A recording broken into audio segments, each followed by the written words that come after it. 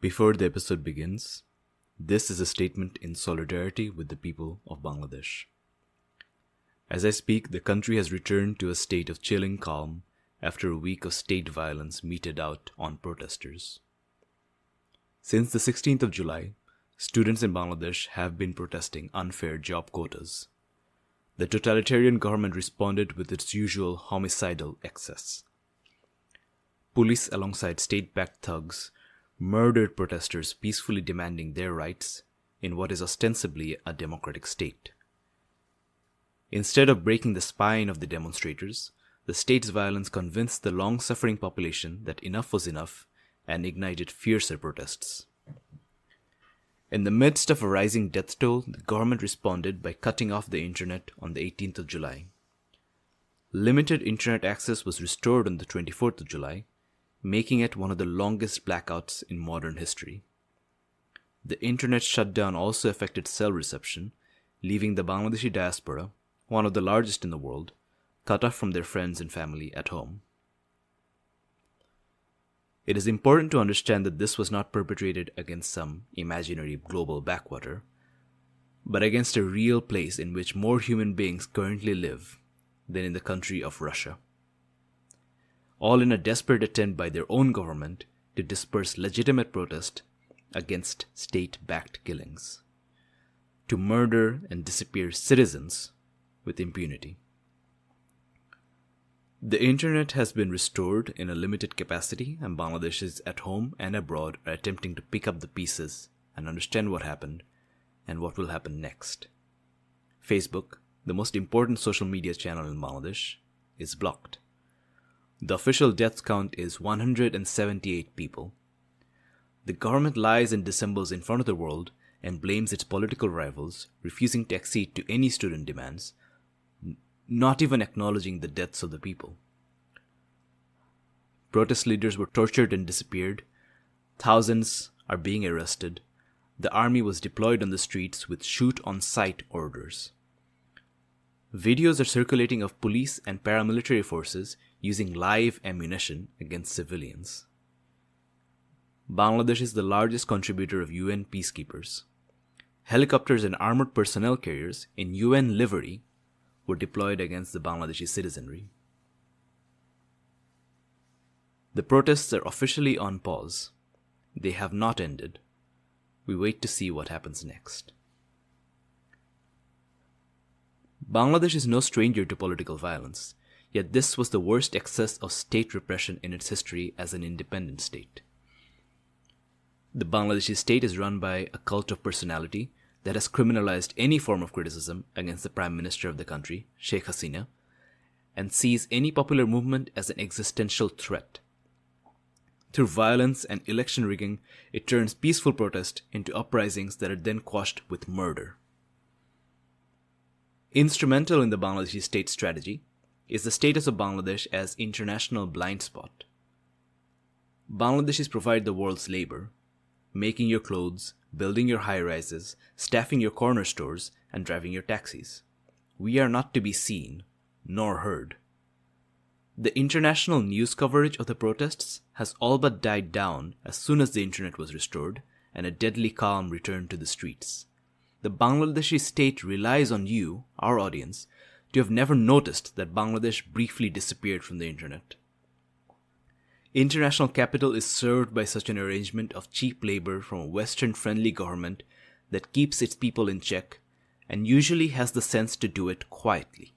The spectacle of state violence, the extreme step of the blackout, the use of UN-marked vehicles, all these things are embarrassments not just to the government, but its international backers.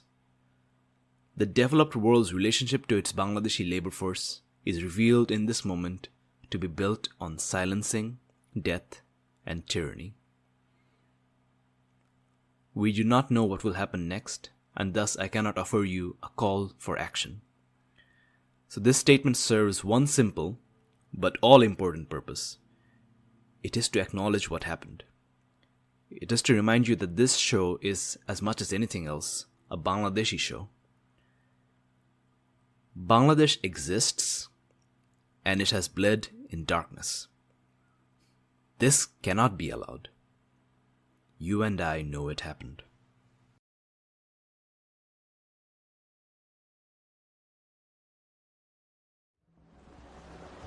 The Morning is Full by Pablo Neruda. The morning is full of storm in the heart of summer.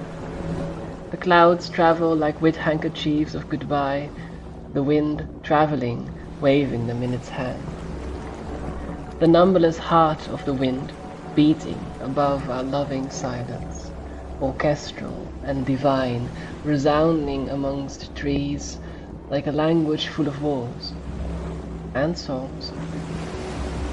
Wind that bears off the dead leaves with a quick raid and deflects the pulsing arrows of the birds. Wind that topples her in a wave without spray and substance without weight and leaning fires. Her mass of kisses breaks and sinks, assailed in the door of the summer's wind.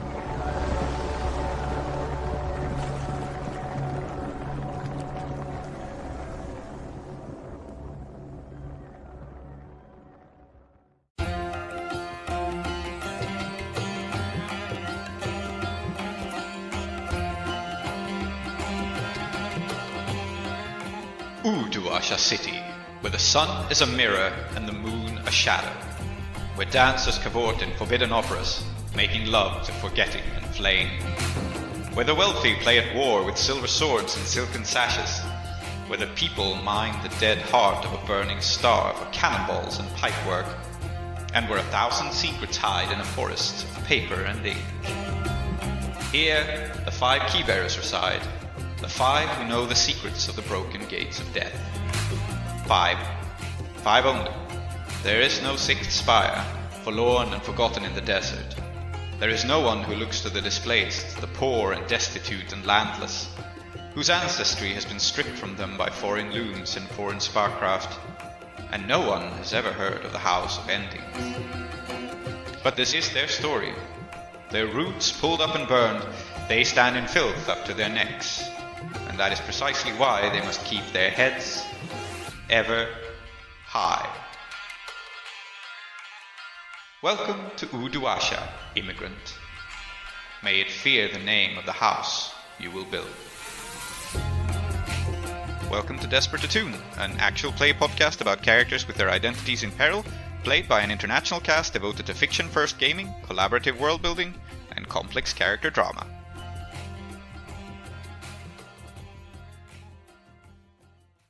Welcome to Desperate Attune, everyone.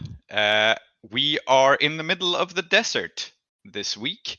As I'm sure you'll remember from last week, but in case you need a little refresher, we have gone out into the desert in pursuit of a bodyguard of the Lord Governor named Darta, who is a member of the Silver Nails, who are this Severosi elite fighting force, who work for the Lord Governor on sort of a private capacity, and he has attempted to make contact with a desert tribe called the Cholmondoleys tribe for political reasons of his own, essentially trying to pull them away from the demon houses and have them work with him personally. The Cholmondoleys are a tribe who are either bandits or legitimate landowners, depending on who you ask, but they take stuff from people who pass through their lands as kind of a toll, and are known to be a dangerous tribe. Now, the reason the crew took on this job was that the Omid and Jasper's Jezailchis, the mercenary crew that's been hounding the Kethrisi community, were interested in this opportunity as well, and so the crew pursued them and cut them down, basically, in what went very well, and have taken Omid prisoner,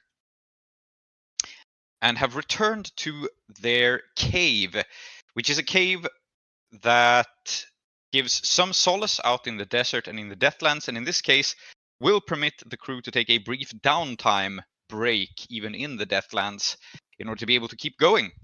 So that is how we have decided to frame this claim, which was won by Mushfik, Moss, and Clem a little while ago. So it's the Smuggler's Cave with a piece of a star in it. And I think that's where we are picking up. Did I miss anything? We did, in the last session, to be clear, awaken the ghost of a long forgotten Paleolithic era, and then we destroyed it in what may have been a crime not just against like humanity, such as it is, but also dinosaurity. Yes. So Yes. something to keep in mind.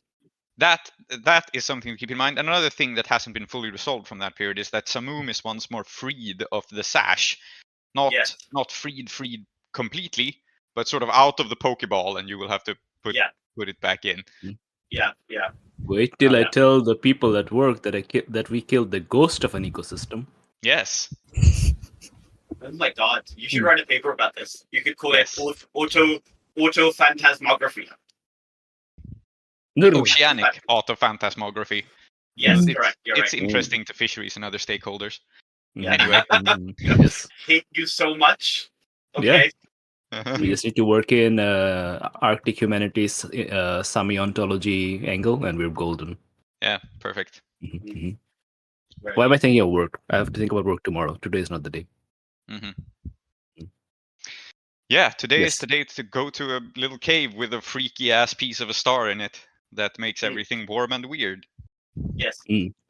Indeed. So I will frame the opening here as, this cave with this gloomy and haunting light in it when the piece of the Udu is uncovered. And it really just is an ember, and like most things in this world, it is slowly dying, but slowly being the operative world, because stars burn for a very long time. The sun died 800 years ago, and the embers of that still glow in the sky on occasion. And so here is a little piece of warmth and comfort, and a little place without ghosts that dare not make their way into this cave, or even really near the cave when the fire is unveiled. And here we find our crew gathered around the fire in various states of exhaustion, because you have been through a lot. There are a few of Gurban's people here in the back. They have taken care of Omid for now, taking custody of him, leaving you time to prepare for the rest of the score and to catch some rest and work out what little you have gleaned from Omid's information, and probably from whatever maps were held by the people you ambushed. You have some reasonable sense of where the Cholmondoleys probably are. I was puttering around during the introduction, so I don't know if I missed this, but did we talk about the mechanics of the downtime? I mentioned yes. So you get one downtime action that you can take in the Deathlands, and you are choosing to take it now in the middle of the score because you rather badly need it. And because Gurban's people are here, you can also pay to acquire assets and such things. But of course, the selection will be rather limited. They can't bring anything out in the desert. I will point out for both us and particularly mechanical-minded listeners that Saida has a special ability that gives them special armor, which resets at the beginning of downtime, which means that they don't get it back. The reason this is important is that that's the special armor was what let them last session do some mad, weird, fucked ghost shit. Yes.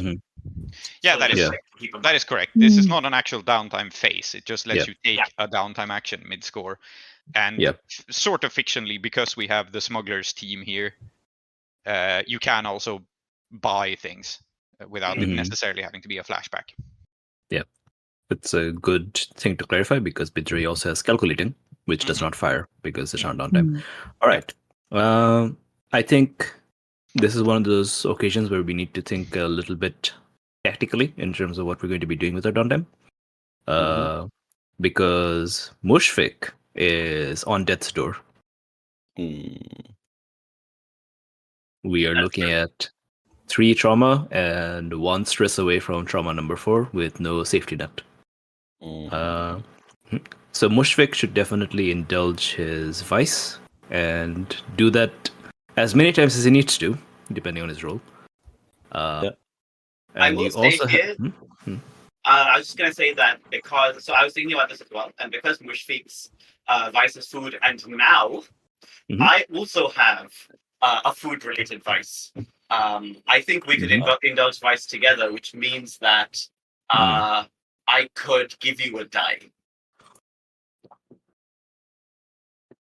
From functioning vice or something else? I was imagining that. I guess it doesn't make sense, but I was thinking I was just gonna assist him on the indulge vice roll. Oh yeah, sure. You can assist on the indulge vice roll. It's unorthodox, but I'll allow it. Yeah, because like what it'll do is that like I'll take 1 stress, but I'm still below 6. So when I roll my own indulge vice, I'll figure it out. But it should be able to. Okay. Sure. So go on with the tactical description, then I'll cut back to what this means. So the other thing is that Mushfiq has a half-filled clock to remove a trauma, gain a new trauma, gain a trauma box. Remove a trauma, I think is what we were saying. Okay. Yeah. I like the name of this. It's called Dust Yourself Off. Proceed. Mm-hmm. So it's half-filled, and Bidrohi has only 2 stress. So I propose Bidrohi helps you work on this clock through some sort of touching scene. We've been talking about a Bidrohi Mushfiq heart-to-heart for a while. That'd be good. Anyone else who does not need to indulge vice, who is also, I think, encouraged to participate in this action. It'd be good to get Mushfiq's. Basically, like I think out of character priority at the moment really is to make sure Mushfiq continues. Which we've spoken about this to the listeners a few times. Like it's quite tricky, unlike regular blades where you drive your character like a stolen car and then they burn out and then you just make a new one. That's much less difficult to do. That's much more difficult to do in a podcast. Yeah. All right. So that's what I'm going to be doing. Anyone can go first, I suppose. Maybe it makes sense to start with Mushfiq. Or Prince, you wanted to say something to touch the scene? Yeah, I was thinking we can start with Mushfiq, and the question is simple, right? Like, this is the desert. It's difficult to bring things out here. You don't have the comforts of like a cook. So what sort of food have you brought with you that isn't just rations? And the second question is, will you heat it over well fire? My answer is now going to be yes, because I imagine that the mango that is grown from the warmth of the well tastes particularly good if made into a chutney and then eaten with something that's heated by well fire. Okay, so Saida is going to cook for Mushfiq, is what you're saying. You are going to prepare a chutney. Yes. Yeah. Okay. And rations don't have to taste like garbage. Like I'm sure we got rations from Moonlit's boarding house, which has good food. Absolutely, they don't have to taste bad, but Mushfiq's vice is extraordinary food, not just okay food, right? So fancy bitch. Hoist by your own petard right now. So yeah, I suppose what this means is like it's like a small amount of excellent food is better than a large amount of just already. Yeah. Okay, so if Saida is indeed cooking by wellfire, I want you to narrate what that looks like, because like this is. I know it's not sacred to you because you're from Kethris. This is not like you're not of the Uduashan culture, but it still is like alien arcane fire, and you are going to use it to cook. Sure. So, what sort of precautions do you take, or what does it look like as you do this? So I think that I am. So the fire itself, like I've been imagining it thus far as like kind of a weird hanging flame. Is that what it is? Or like it's just like suspended in midair and then like the closer you get to it, the hotter it gets? Or is it different? Like what does it look like? Yeah, I think it's been described as basically glowing like an ember. So like it's incredibly hot, but it is in some ways like a physical piece of fire. Yeah. Like, so maybe it's like embedded in the ground somewhere or in a wall. Yeah, probably embedded in the ground in the very back of the cave is I think how it was described. Basically, I think this cave is a crater that this thing made once upon a time, coming in at an angle. So Okay, so in that case, I think what it is that normally the kind of setup that would have a flame underneath it, instead of that, what is happening is that I have like a vessel that looks something like a wok, and if you get close enough to the flame, and that's not like super close, right? I'm still like 15, 20 meters away from it. But if you get close enough, that like it is hot enough that the wok itself like is able to like become warm. Of course, the problem is that like the heat that you would need to heat up a piece of metal is actually really bad if it like hits my skin directly. So I'm probably like wrapped head to toe in cloth. Right? Yeah, so you're just going up like closer myself to this thing than advised. Yeah, absolutely. And it's like oppressively hot. Absolutely. Yeah. Like, my eyes are tearing, that kind of thing. But that's I kind of enjoy the work, right? Yeah. And I think what I'm gonna make is so first I'm gonna make some rice. And the nice thing about making rice is that I can put it there and then I can retreat and the rice will cook. Yeah. So that saves me some being near the fire. And I think what I'm going to do is I've brought some spices. So I am going to add the spices to the rice and just make what is for me comfort food, which is just rice with cumin, with jeera. And then I'm going to make some chutney and some dal, and it's going to be fine. Like, it's just going to be... And this is very, like, Khethrisi food, because we have farms, so we can grow pulses and we can grow rice, which I don't think is true maybe anywhere else in the world, in this world. Yeah. Right? Absolutely. All right. Spend your stress now, then, I guess, to assist Mushfiq. And this stress represents just being near. Being near the fire. Yeah. Absolutely. Correct. Yeah. So, and I think that, like, when I come back, Mushfiq, I think, because we're talking about this as extraordinary food, is the extraordinary nature of this that, like, it's homemade food out in the Deathlands? Is that what makes it extraordinary? Like, why is this relieving your vice where maybe, like, Mundit's rations aren't? I think so. I mean, like, obviously this is being made with care, right? Where Mundit's rations are, I think, it's just like rations for people in the boarding house, which it doesn't have quite the same. Sure. So the secret ingredient is love and also ancient arcane fire from a dying star. Also that, but mostly love. That is right, yes. Okay, I suppose roll your indulge vice and see how much Mushfiq enjoys the food. You're cooking for all of us, right? Yeah, probably. Right? It's just Mushfiq is the only person to recover stress. 5 amount. Not bad. 5 amount. 5 amount. Yeah. There's room to enjoy it even more. Yeah, I mean, if the fire is hot enough that you can't get close to it, it's hot enough to forge by, right? Oh yes, it's absolutely hot enough to forge by. So when I indulge my vice and somebody comes along with me, would you like to adjust that by 1 or 2 and relieve some new stress with sit by my fire? You know what we should do? We should all sit near the fire and eat.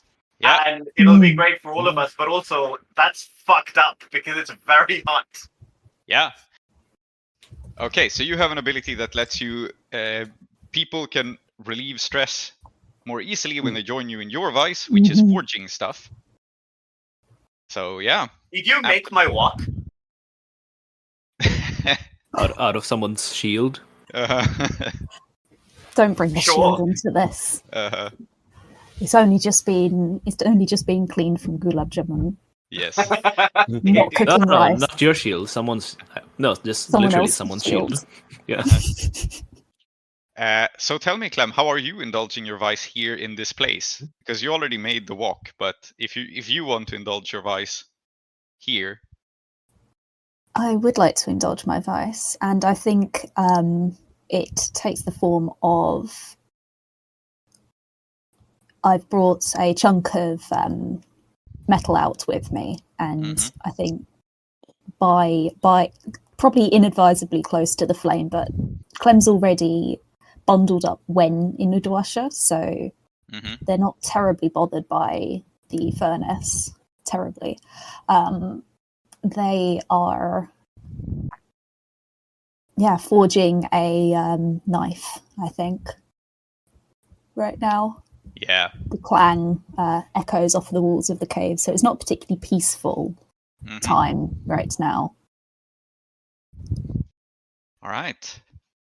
You make a knife. Let's see your roll. Yes, And then let's see. let Mushfik clear some more stress if he wants. There we go. Oh, that's a nice roll. Completely cleared, yeah. Mm-hmm. Nice. So how does it work? How does join in your vice? Like, how does it work? Do I have to roll again? No, you don't so have to, you but can- you can if you want. Yeah. You can spend resources to roll again, and I think that might be so. Like completely mechanically, I think it depends on whether you think you are likely to roll this time and need the plus or minus 2 with this roll, or whether you think the 5 is as good as you're going to get and you want to apply to that roll and then do something else with another action. But I've got 5 stress left, Mhm. so even if I overindulge, I can adjust it down and clear Down. all my stress. yeah. yes, correct. So it's probably Yeah. wise to use this ability on your second roll then. Yeah. So are you Yeah. spending rep or coin for a second roll? I mean, you could use the ability on the first roll, but it put it up by 1 to indulge Only 6, one. and then on your next one, you'll be more likely to hit it, and you won't be able to overindulge because We don't have to You'll have to get safety into the net. details of this. It can be applied to either roll. I'm fine with it. It will prevent an overindulgence in either case now. I think I'll I think I'll spend coin, and the reason I'm spending coin is because I think Mushfik has paid Gurban to establish a supply line. Yeah, of makes food, sense. So there is a stash out here, not just of essential food supplies, but there is a stash of spices. It's part of the food stash. Like, yeah. I love some Jita rice. By the way, if you are listening to this and you are hungry, Jita rice. That's what you want to eat right now. Oh, for fuck's sake. What? That was not a reaction to Jiro Dice. That was a reaction to Oh. Mushfik's vice roll. Oh, Yes, okay, but- sorry. I was like, After adjusting it down by 2, it's not so bad. I Yeah, only you have 2 can stress now. you roll the 1, you turn it into a 3. Yeah. You have 2 stress remaining, so you don't clear Yeah. it fully. Very good. It's fine. Thank you, sibling Clem. Thank you, Klow. Okay, very good. so it's down to Bidrohi to be the one man who can help Mushfik do his long-term project. Yes. Actually, then before you do that, let me eat my mango chutney and see how much vice I relieve. Sorry, how much stress I relieve. Yeah, okay, everyone is it's stressed out clearly as hell both- except Bidrohi, so Yeah, I'm chilling. Yeah. So clearly we're just all like having a meal, which is nice. yeah. Yeah. And that's a 4. So And- if I adjust it by 1, Yeah. because I'm hanging with Clem, that becomes a 5. So I have 0 Yeah. stress. Mhm. Thank you, sibling Clementine. Yeah, very good. I do have another downtime action I want to do. I'm just flagging. Very good. So everyone except Bidrohi is focusing on food and working by the fire. Yeah, I mean, I'm Bidrohi is- there. I'm yeah. eating. I'm helping with the cooking and all that. Yeah. Yeah. I compliment the food. It's very good. But you can see that I'm clearly kind of like stressed out by the events of today. And then I think like there's not really much space for privacy here, is there? It's a fairly like sizable cave, but it's linear, so to speak. Like there's close to the fire and there's the cave mouth, and those are like the 2 areas of it. So in terms of privacy, you can walk back out and look at the desert. Yeah. How about we do that? Then I think Bidrohi volunteers for cleaning the walk, like with desert sand, scouring it. And he asks Mushfik to come be his to kind of like keep watch while he does that. Yeah, makes sense. It's still dangerous out So, there. sorry, what are you doing? So I'm going to talk to you outside. We're going to look at the stars and stuff. And the pretext for Okay. this is that I need to go outside and clean the walk with desert sand. Okay. Mushfik bhai, will you come with me? I don't want to Yeah. get like snatched by, I don't know, some sort of like big bat thing, you know? Yeah. Mhm. That's a very reasonable request. Mhm. Yeah. So yeah, I think Mushfiq puts on his plate, just pats himself down and walks out into the starry night. Mhm. Yeah. And I think. So what does this? What does the sky normally look like out here? Have we described this? We have not, and I think this is a perfect opportunity to turn this question back to the two people who are looking at it. So, yeah, Bidruhi, you can start Mhm. here with what does the weather look like in the sky here? Like you can see the Mm. stars and so on, but what else is going on with the weather phenomena? It is clear and bright. There are many stars in the sky. It's brightly lit. But unlike in our world where the stars are basically just where they are, and every now and then maybe you can see a comet pass by or something if you're really lucky. Here the stars are pinwheeling. They're shifting like an ocean current. Tossed from one end to the other. And I think people here don't have ideas of constellations. They have ideas of currents. So we're staring up towards certain currents and all that. Yeah, very good. Mhm. I have another question from Mushfiq just to establish these things about the night sky then, which is what is the way through the stars by which you navigated when you were out in the wilderness with your ustad? Like, what did you know? What was your home in the night sky? What was the thing you always navigated by? And how does it feel to you to see it now? Okay, I think if we're navigating by currents, then a fixed position, like a point of reference, would be something that's fixed, like a whirlpool or of stars, Oh yeah. or like a spiral. Yeah. Nice. So, yeah, and I think, well, because there are stars and Ketras isn't that far away, I think what strikes Mushfiq is that it looks very much the same. So, and I think that's what strikes him, is that it's very nostalgic, right? Yeah, Mm. absolutely. So yeah, we see this swirling whirlpool of stars above, looking down through the clear skies, and you talk. Yeah. Also, we're in a mountainous region, right? So whatever like very faint glimmer of the sun, of the shattered sun that marks dawn and dusk, is basically invisible. Mhm. So I think for the first time in Bidruhi's life, he's unable to tell what time of day it is. Oh yeah. So that's very strange. So I think we are probably scrubbing in. Well, I was going to say in silence, but I think Bidruhi is nattering on about like how lovely the jeera rice was and all that, and asking like Sherakatam, I saw you going back for seconds. Listen, I understand. I won't tell anyone. Wink, wink. But you can't. These are like rations, man. And he's got a big smile. I think Mushfiq's probably deep in thought, and so maybe he doesn't quite catch it what he says in the first time, and then he goes, "Oh, yeah," and he'll sort of play it off with the, "Well, I'm a growing boy. I need my energy." Mm-hmm. Yeah, especially since you like threw most of your bananas away. Oh no! I picked them up. I got them back, of course. But who threw them away? I beg your pardon? You're eating sandy bananas?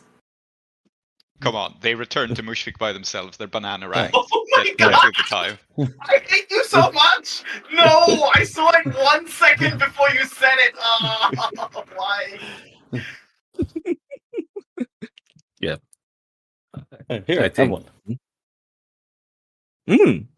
Oh, lovely. No, it does, but it's a trick because it returns to me before you can catch it. I'm going to no. Well, you can't just say that. You can't just say that. I'm going to roll finesse.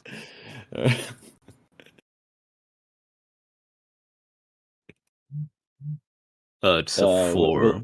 We'll allow it. What does that mean? We'll- What does it make sense? I think it means that you catch a banana, but only with your sword. You can't catch one with your damn. hand. So, like, if you draw your sword and stab the banana, you can catch it. Which is a weird sentence to say, but Yes, well, that's what I do. Mostly out of reflex, because suddenly there's a banana flung at my face. Okay. And then Mushrik says, it's weird that they do that, you know? They always come back to me. The aerodynamics make no sense, but it always happens. The aerodynamics of the banana-rang. Yeah. Sherikatam, it is because everyone wants to keep coming back for more when they see you, okay?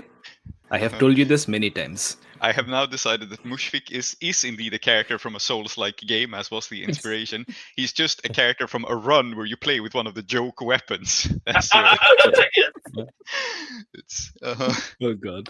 So I think there's I don't know if like Mushfik has picked up on this, but like Bidruhi isn't just being his normal jocular self, because he was quite somber a while ago, and now he's like he's clearly doing this with intent.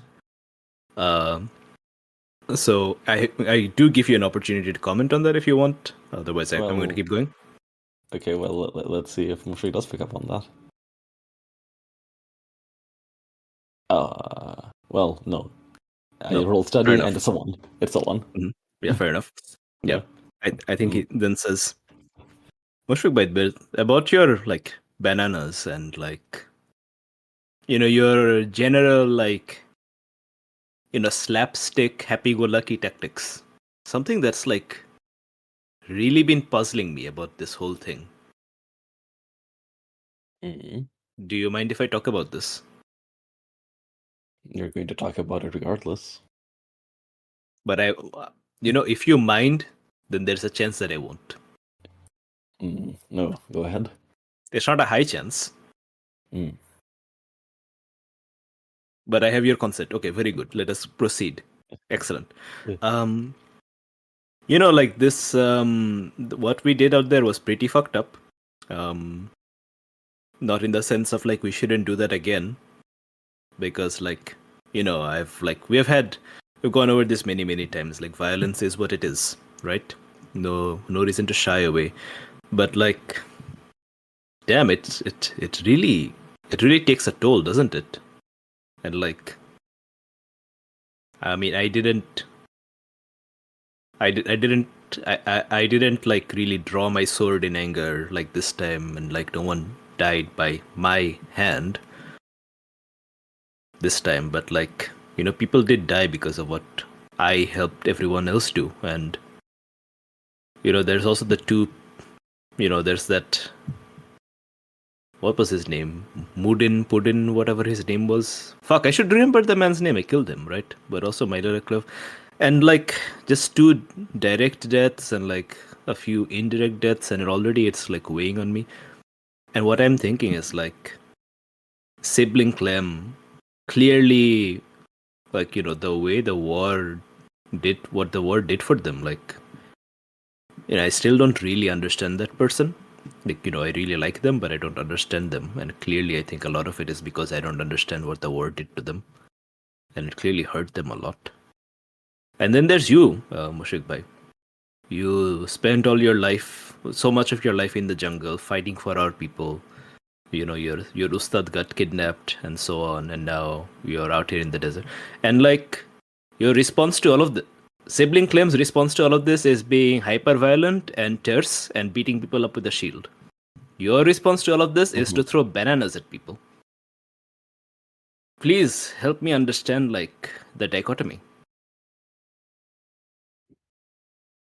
The Mushrik sort of scratches at his chin, looks up, and says, I mean, what?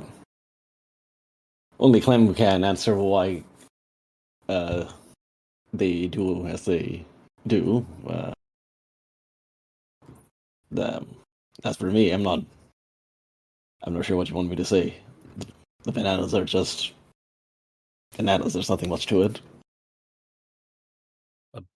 As for, I mean, Yeah, I'm not doing the whole like the whole like new psychology or whatever it is called that's coming out of Akoros these days. Sometimes a banana is just a banana, but like Sometimes sibling it's a phallic claim. representation. I'm just saying. Is that what Saida says from the cave? No, I think actually you hear this because one of Gurban's thugs is an amateur psychologist. Okay. Very good. A psychologist. Yes. The study of sickles. Yes, indeed. Yeah. They are also bendy, so it fits. Oh god. But then Bidri says, but like, no, it's okay. I mean, obviously, sibling Clem's reactions to the war. They on the surface they make sense, right? They're like intuitive, like it's what you would expect from someone who went through the war, and like it really fucked them up.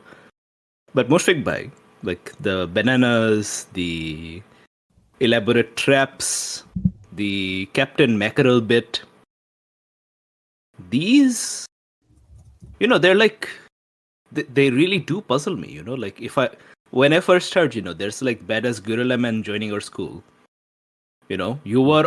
you were a magnificent surprise. I expected a cool badass ninja man, and I know that you are one, but also you are so many other things. And I mean, maybe I'm barking up the wrong tree, but like I'm trying to understand, like, is this also something from the war in some way? What, throwing bananas at people? Maybe? I don't know. Did you throw bananas at people in the war?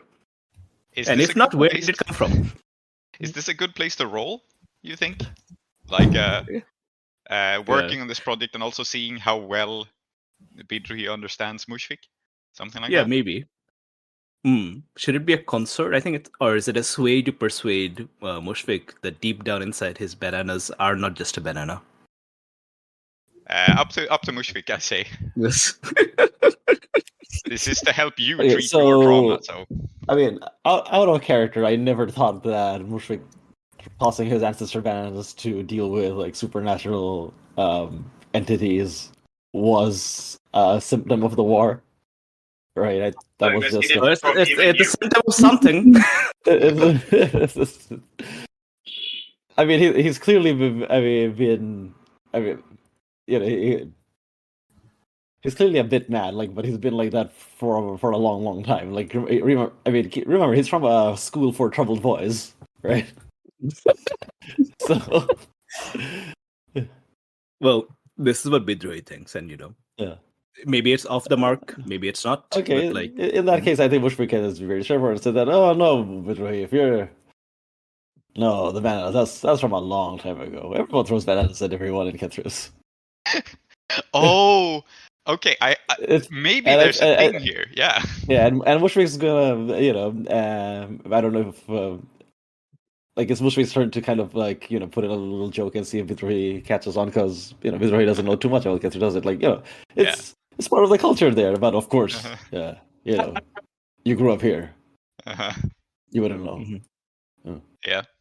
Mm-hmm. Yeah. Then you know what? This conversation is going to devolve into a long searching conversation with Mushfiq, where Bidri asks him all about like the finer points of banana warfare. Mm-hmm. Like, you remember, like, in school when we had pen fight? Yes. And we'd be like, oh, this model of pen, this model of pen, and this angle of flick.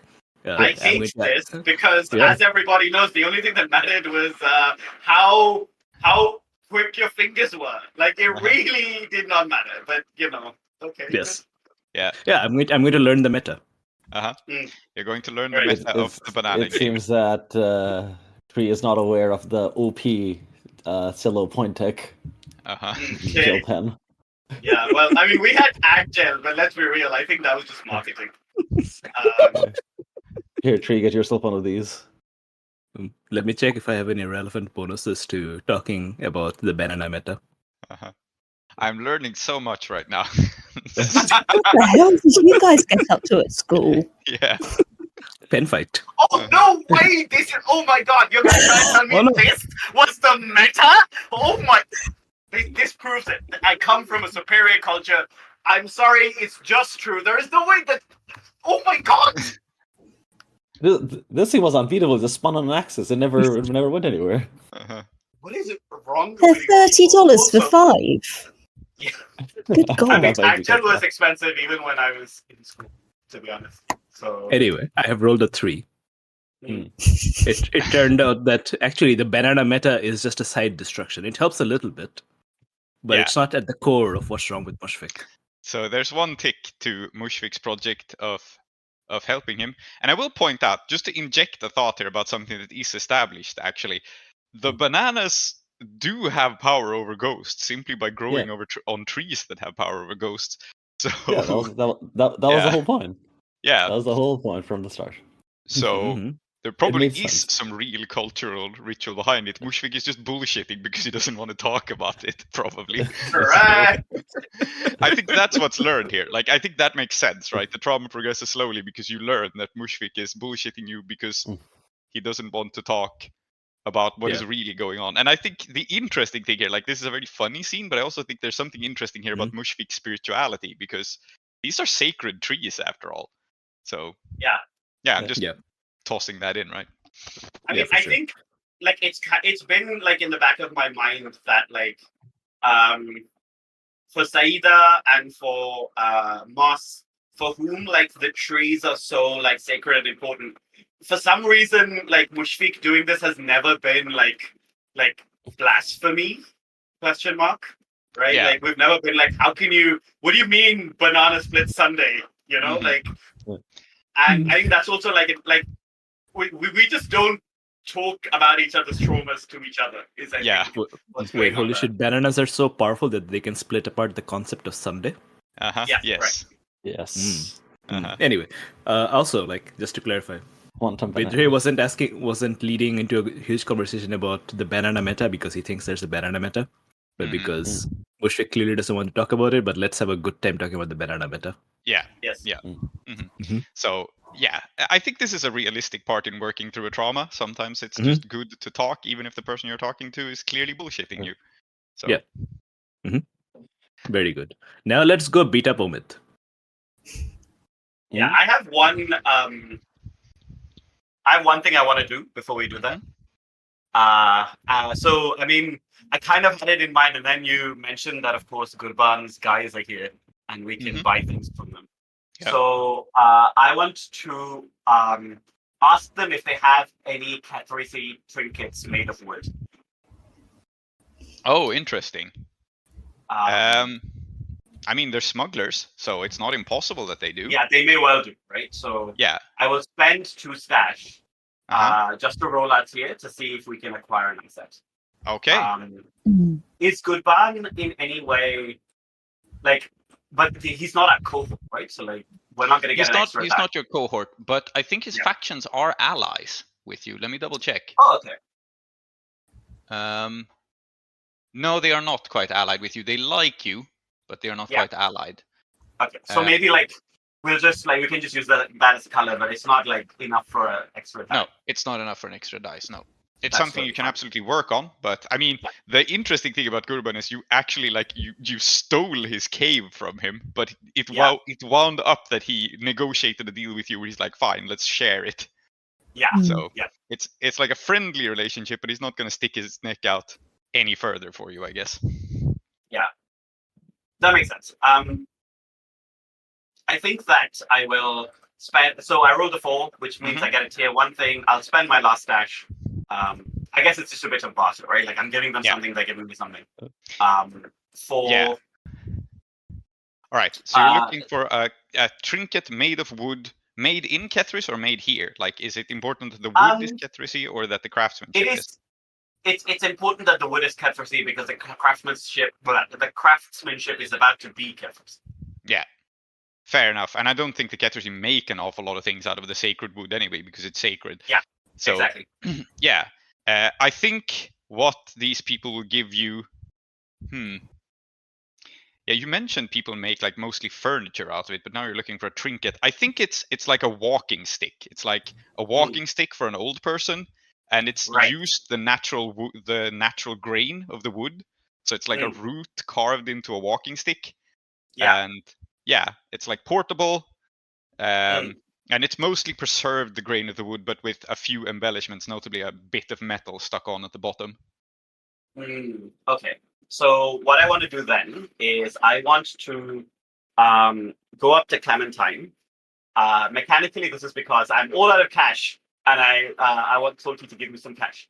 But fictionally, it's because the other two are off having a conversation inside, so Clem's the only person I can ask. And I will present the walking stick to them, and I will say, I'm going to go toss this in the fire, and I feel like a smith might be useful. Before Clem responds, I like the idea that you did try to come up to Bidrohi and Mushfik, and then you heard. Oh, the and banana. What if the banana is like, really thick and sturdy? Yeah. Oh yes, this is that psychology they were talking. Yeah, okay. Yeah, sure. My Jaru, namaskaram. Fine. Yeah, I got it. Okay. It's okay. Totally, bro. Yeah. Yeah, so I go up to Clem and I'll say, do you mind if I borrow your expertise?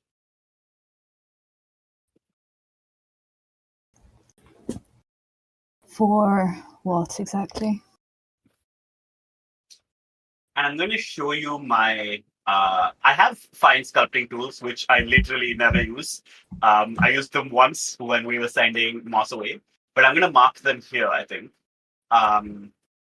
And what I'm going to do is spend some time carving the stick into what seems like a figure. You could maybe make out a flower crown at the top. No real features otherwise. And I look at Clementine and I say, he's a god of endings and also a god of beginnings. And there is no reason that the sixth spire must rise made of stone out of the city. It will be a tree against the ocean. And here is as good a place to begin as any.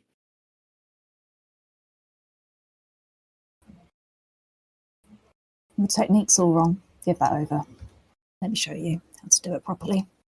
And I think that Clem takes it from you, and you'd like me to spend some stash for this downtime action for you? Pretty much, yeah. I think frame it as, because Clem is actually pretty good at tinkering. I went against type and chucked a few in there for them. And I think they're going to carve it. Say, tell me how to carve it. And I think, Talk to me about this. And I think what I will say is that moment when we set fire to the spirit of the lake, that moment we committed a crime in order to save those we loved. That.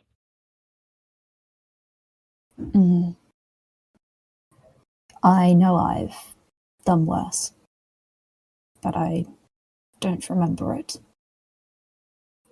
Even if you have, this was... I can't imagine there are more than 10 people in the world that have done as we have done. Well, there's something about being special, isn't there? No, I don't think this is the kind that most people envision when they give birth to somebody. You'll be special, yes. Killing things that were already dead. When my mothers gave birth to me, they told me that the dead never die. Turns out they were wrong. Is it death if we'll still remember them? Let's find out. Yeah. And Clem hands you back the Prince of Endings, King of Beginnings. Yeah. There you go. Would you ask Mushfiq and Vidrohi to come in? I suppose. Yes. I can. But why are you asking me to do this? Are you I not saw one you of go us? out to them. I saw you go out to them first. I went out because I thought that I'm doing this for Mushfiq and he should be here. I mean, he was what he was speaking of. Let us not examine, except to say that they were speaking of something that probably meant a great deal to them, but they were busy and you were not. And if you had not been free or able to help, I would have done it myself, I suppose. But you are one of us, Clementine. That's why I asked you. Thank you.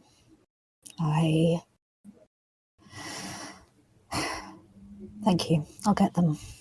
And I think Clem levers themselves up from where they were sitting and turns their face away from Saida to go back out to the opening. Are you still chatting about the banana matter? We're done by now, aren't we? I think we moved on to how we should torture Omid. I'm like, okay, Sherekatan, here's what you should do. You should challenge him to banana fight, but give him give him the really A plantain. wobbly. Yeah. You have do you have a plantain as well? Like, why are you walking around with so many kinds of bananas, man? That's like really weird. I think this is what we're saying as we're walking back.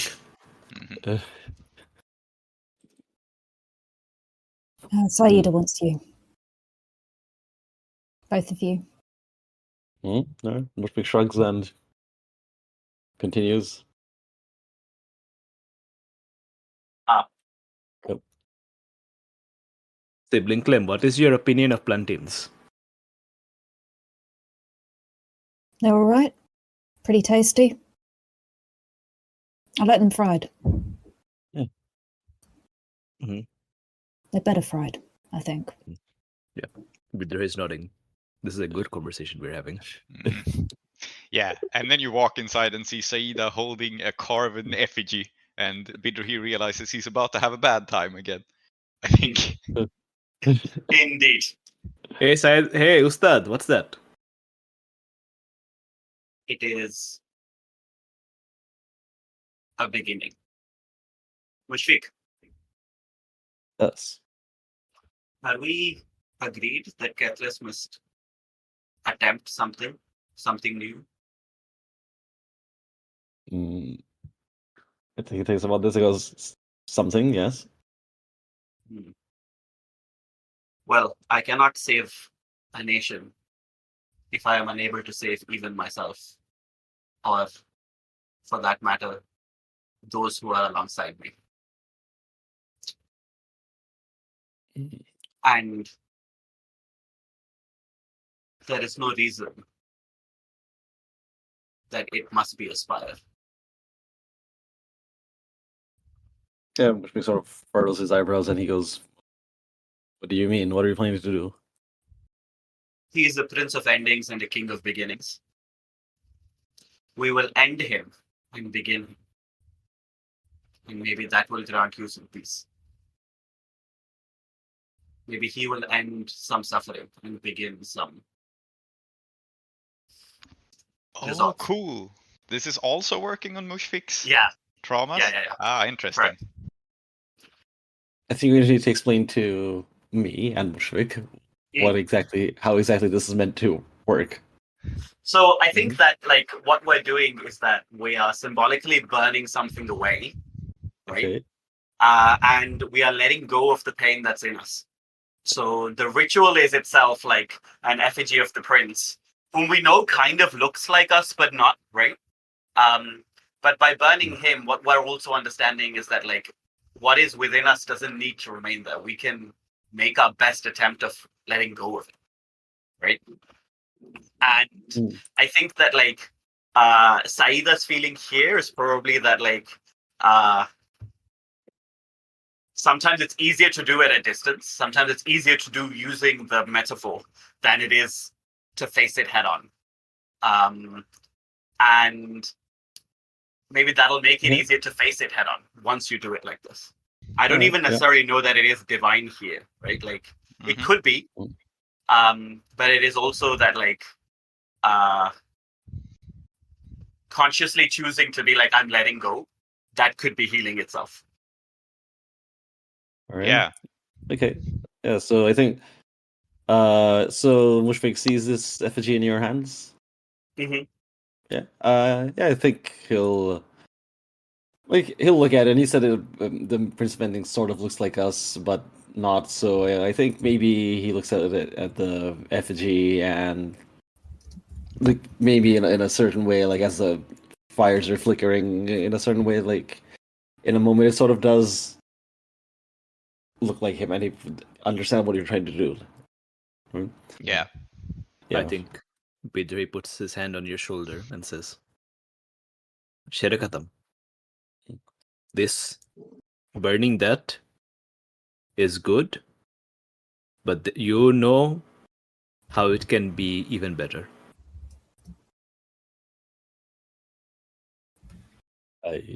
I do. Mm-hmm.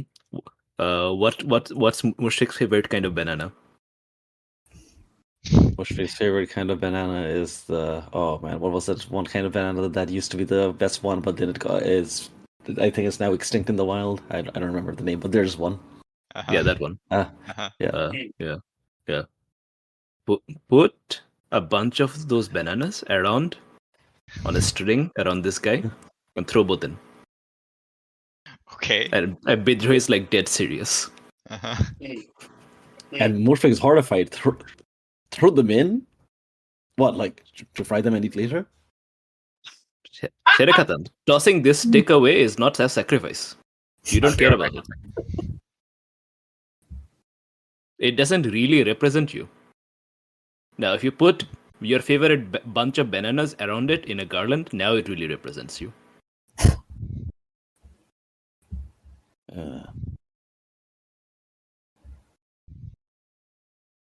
How big is this effigy? To put a garland. It was made of like a walking stick, so it's not big. Like a banana on either side will technically be a wreath. No, because I have a better idea. Because what I'm going to do is I'm going to take one banana and just kind of strap it around the hip like a sword.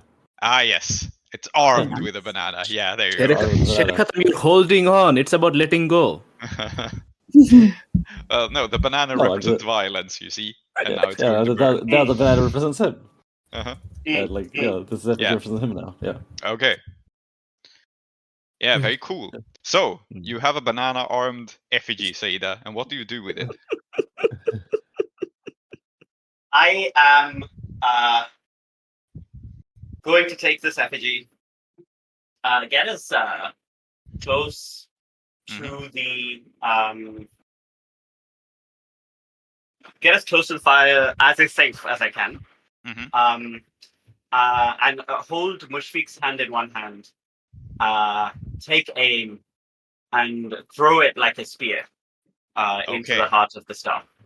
Very good. So first, roll Attune. I think it's fitting here. You've already acquired this as an asset, so it's going to do other things. But one of those asset things is getting the opportunity to pay for a downtime action here, which is working on this clock. So roll Attune. Yep. As fortune. Yep. And we'll see how much it works on this clock.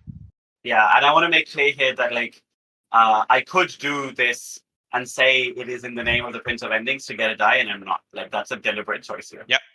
Very good. So 2 or 3 and a 1.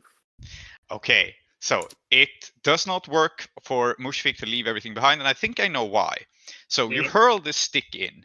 Mushfiq still marks a tick on the clock, and it flies towards the fire. The resin, or like the lacquer that's been used to protect the wood, begins to boil and smoke, and then very suddenly, very abruptly, the whole thing catches a flame as some sort of chemical inside it ignites, and the wood burns, and for a brief moment it burns with the glow of the ancestor trees. It burns with the brilliant glow of standing in a grove of them, which you have not seen since childhood. Yeah. And we see this blue light of Kethris cast about the cave. And Saida, tell me a memory. When I was in my early 30s, and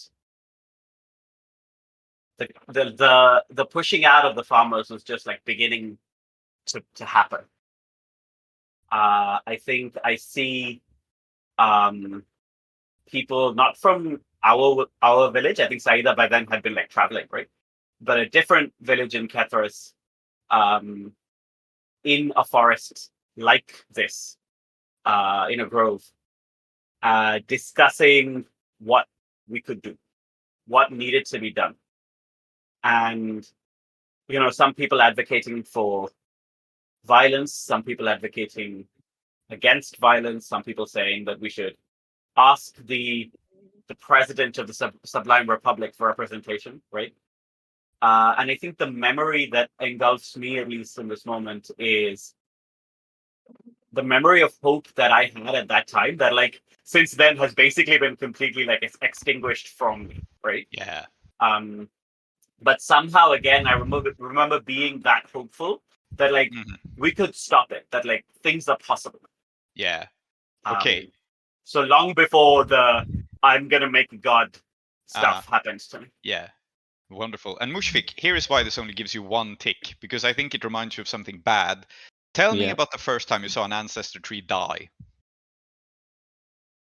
I think ancestor trees generally are very long-lived, so when they die, it is when they've been destroyed. Yeah. And yeah, that's what I'm aiming at. That's why this is a bad memory. Yeah, and we've touched on villages being burned down quite a lot, and I think that's pretty much what we're looking at. And probably, I think specifically maybe okay. So Mushfik and his band, I think they were trying to get to a village, maybe to head off some like accuracy mercenaries that were heading that way, right? And by the time they got there, it was too late. And they knew it was too late because they could smell the smoke. They could see this blue fire. And when they came into the clearing, just all around in a ring, these ancestor trees were burning in this brilliant blue flame. And you could see, as you can see, like the silhouettes of people running around. You can hear the butchery, and I think that's what this reminds him of. Yeah. Makes sense. I want to pivot to the other two characters as well, because this is a significant moment. So Bidruhi, this is the first time you've seen the true brilliant light of a healthy ancestor tree, if only for a moment. The ones you've seen in Uduasha never glowed like this. And how does it make you feel to see this brilliant thing, which I think you understand for a moment, is what the light looked like in Kethris. The trees glowed even when not on fire, right? They had this glow. And you've heard from your mother many, many times that this was what people had instead of the Udu. This was the light to guide your path. How does it feel to see it for the first time?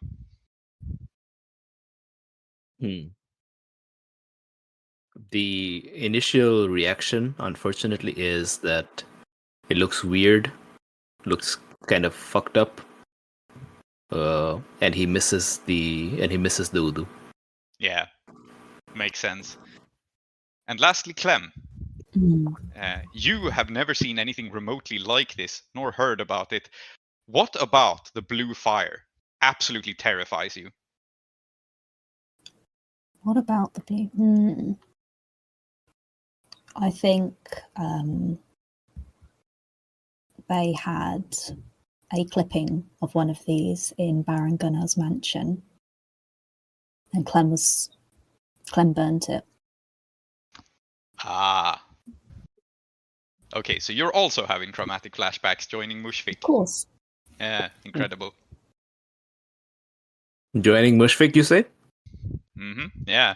All right. So, for a brief moment, the cave is illuminated with the blue light of Kethris, and then it fades as the fire is consumed, the spirit essence falls into the well, and the warm, eerie red glow of the well resumes in the cave. I want to know how Omid reacted to that. Oh yeah, Omid, Yeah. who is still here, I guess. You mentioned having the smugglers drag him back. I think he reacted much the same as Mushfik, actually. Like, this is not pleasant memories for him. He has also seen these things burn. And it is also... He has set some on fire, question mark? Yeah, he has set them on fire, yeah. And I think it's evident now that he does not have pleasant memories of this either. This is... Yeah.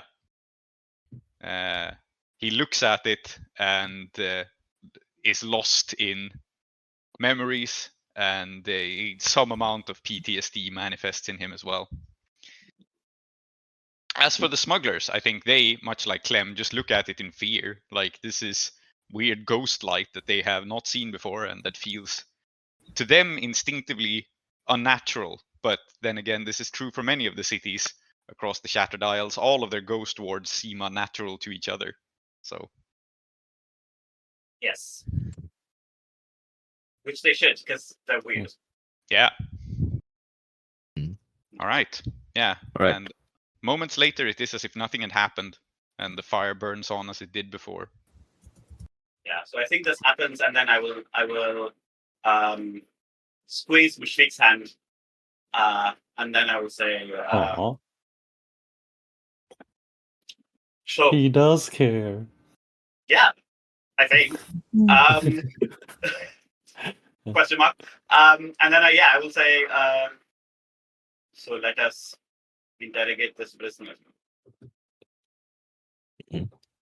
Also, out of character, you should totally have thrown away the bunch of bananas like I said you should have. That's what you get. Well, progress has been made, at least, on Mushfik's trauma. Yeah, We're almost there. Yeah, I think, like, it is forcing us to treat the trauma with the gravity it deserves, because we rolled many dice and simply failed. Very good. Okay, we've already had a lot of conversation scenes, so I don't want to linger too long when you ask Omid questions. I think what will happen here simply is that you can get what information Omid has about what lies ahead, and we will treat this as just getting a 6 on a gather information roll, because he is your prisoner. Let's not roll for it.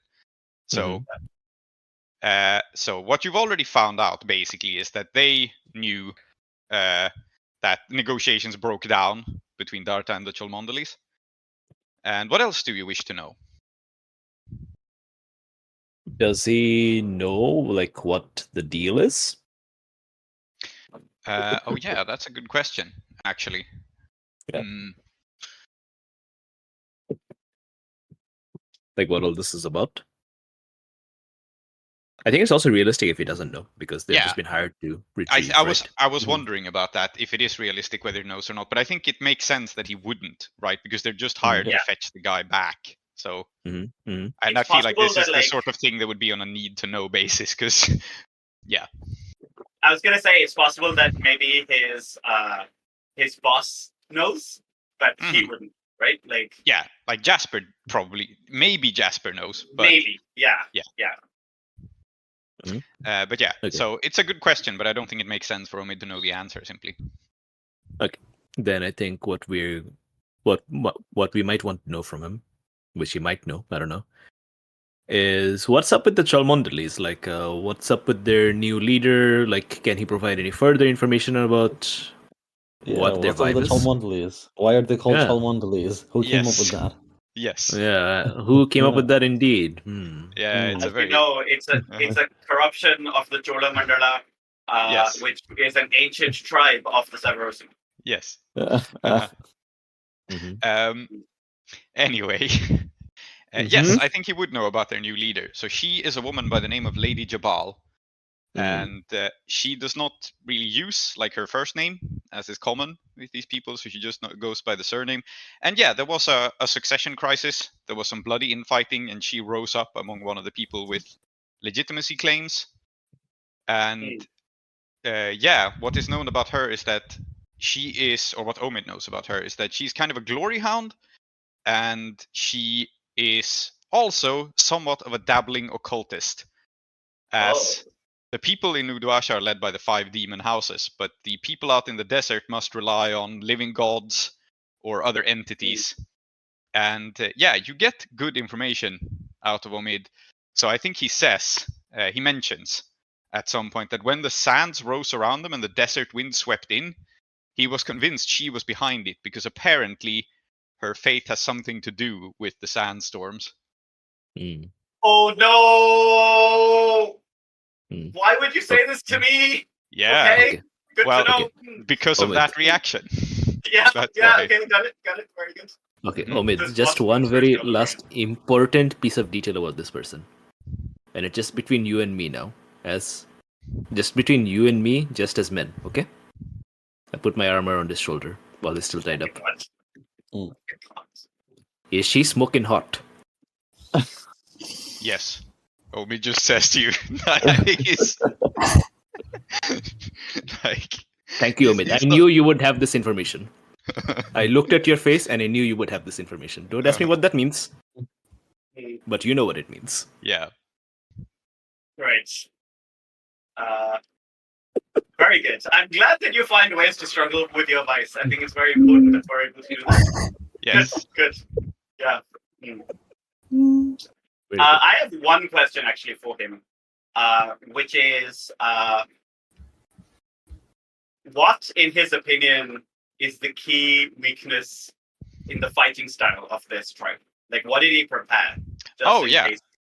Totally. He would know that and be aware of it. I don't, because I haven't thought about fighting styles. Sure. Yeah. But in fact, why don't you answer this? I'll just give you leeway to describe what it is. Okay.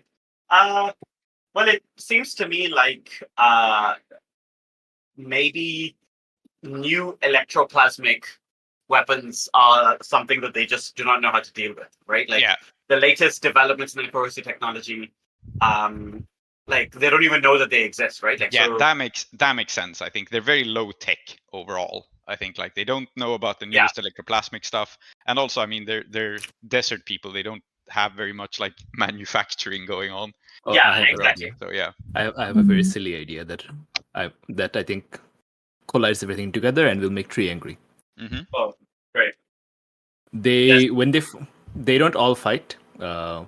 Most of the tribesmen are when there's a battle. Most of the tribesmen hang back and start chanting rituals to summon demons, which empowered their champions. And these are the ones who fight in close combat. So the best way to deal with these people is to shoot at them from a big distance with electroplasmic bullets that will push the demons out of their bodies. Yeah, disrupt the chanting. Yeah, that makes sense. I also think You're right. They have this whole deal with desert demons or wind things. I think they also specialize in striking out of they can basically fight blind. I think that's a logical thing when you have that sort of creatures on your side. Yeah, that makes sense. Speaking of fighting them at a distance, are we now in possession of Giselles? Yes, you are. I mean, you looted the fallen people, so you have rifles. Yeah. Or well, Giselles. Excellent. Yeah. Nice. Very good. I will not sully my hands with such a device, but if you choose to do so, that is between you and your ability. I mean, you can hit someone with it. Sure. They're very long, so. Yeah. Mm-hmm. Very good. Well, we have them. Okay. I don't know if I'll use one, but I have one. All right. Excellent. What happens next? I think we should just go out. No. We should be the answer from Uduasha. Yeah. Yeah. And we're taking Omid with us, right? Yeah. Mm-hmm. Or should be. Oh, I thought we were sending him back. Like, I mean, I'm fine if two take him. Oh, no. We definitely shouldn't send him back. Like, we don't want him to show up before us in Uduasha. Oh, no, I meant, like, we would tie him up and then have him held in Uduasha in a place where, like, nothing bad could happen to him because we're still out in the desert. Gurban's people could keep him in the cave. Gurban's people could keep him in the cave, yeah. We could. I think I would prefer to have Omid with us because, one, it makes sense for Mushfiq to want to keep an eye on him and sort of be paranoid in that way. Two, I think he might be an asset. And three, he might not be an asset, and actually make things more complicated, which will be fun. Yes. Sherikatam, you have to learn to let go of the things you love. Yeah. So, before I say what happens next, I have a question which we didn't define, I think. You killed the remaining Jezile. What did you do with the bodies? I think we just left them for the Yeah. bats. Yeah. What else? Yeah, there's Oh. nothing much else to do. Good. We could. I want to make clear what we could have done. Is taken the bodies with us and then thrown them into the. Yeah, but that would have been a lot of work, and I don't think you're in a position to do that. So you're not wrong. Yeah, absolutely. Yeah. Also, I'm not sure what the. I mean, I don't think any of us would really know what throwing bodies into this thing would have done. Excellent. Yeah. So then, as you go outside, you will perceive one of the Jezile standing up again. A body out in the desert, which is weird because Saida performed the last rites over these. The ghosts should have passed on by what everything you know, and yet there is a standing figure out in the desert as you approach. And I think to none of you this makes sense, except for to Bidrohi, who has seen this up close once before. There are leeches on the body. Yeah. Let's not go there. Guys, other way. And it will start approaching, kind of with staggers and jags, and not and very Ludwig says, coherent. "Well, wait, that's one of your men. Tell him to stop." That's not one of my men anymore. That's Pus of Ixis. Oh, for fuck's sake. Okay. All right. Response from the desert.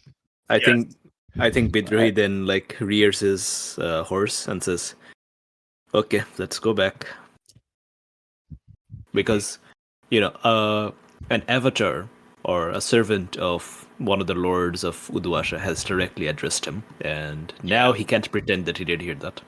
Yeah. Yes, indeed. I will see the absolute fear that this is inducing in Bidrohi, and I will say, "You are my student. I will not permit anything to happen to you." Sorry, let me take that again. I wouldn't say that. Correct. You are my student. Nothing shall happen to you so long as I am here. Stand behind me. Oi! Pass of Ixis! What do you want? Yeah. The body is dragged back up next to you, and in some ways it is a mercy to see the demon do this to a dead person rather than a live person. Jesus Christ, yeah, absolutely. And there's just a mass of leeches attached to the staggering thing as it comes towards you. And it says, 1,000 apologies for interfering. We have been watching you and are grateful. Very. Are you well out here? Nothing is well out here. The world is in Uduasha. That's a joke that I'm making to be clear. Sai that does not have this sense of humor. I think, I will say, there can be nothing well out here in the Deathlands, which you know as well as I. I ask again, state your business. To learn yours at the moment. Why are you here?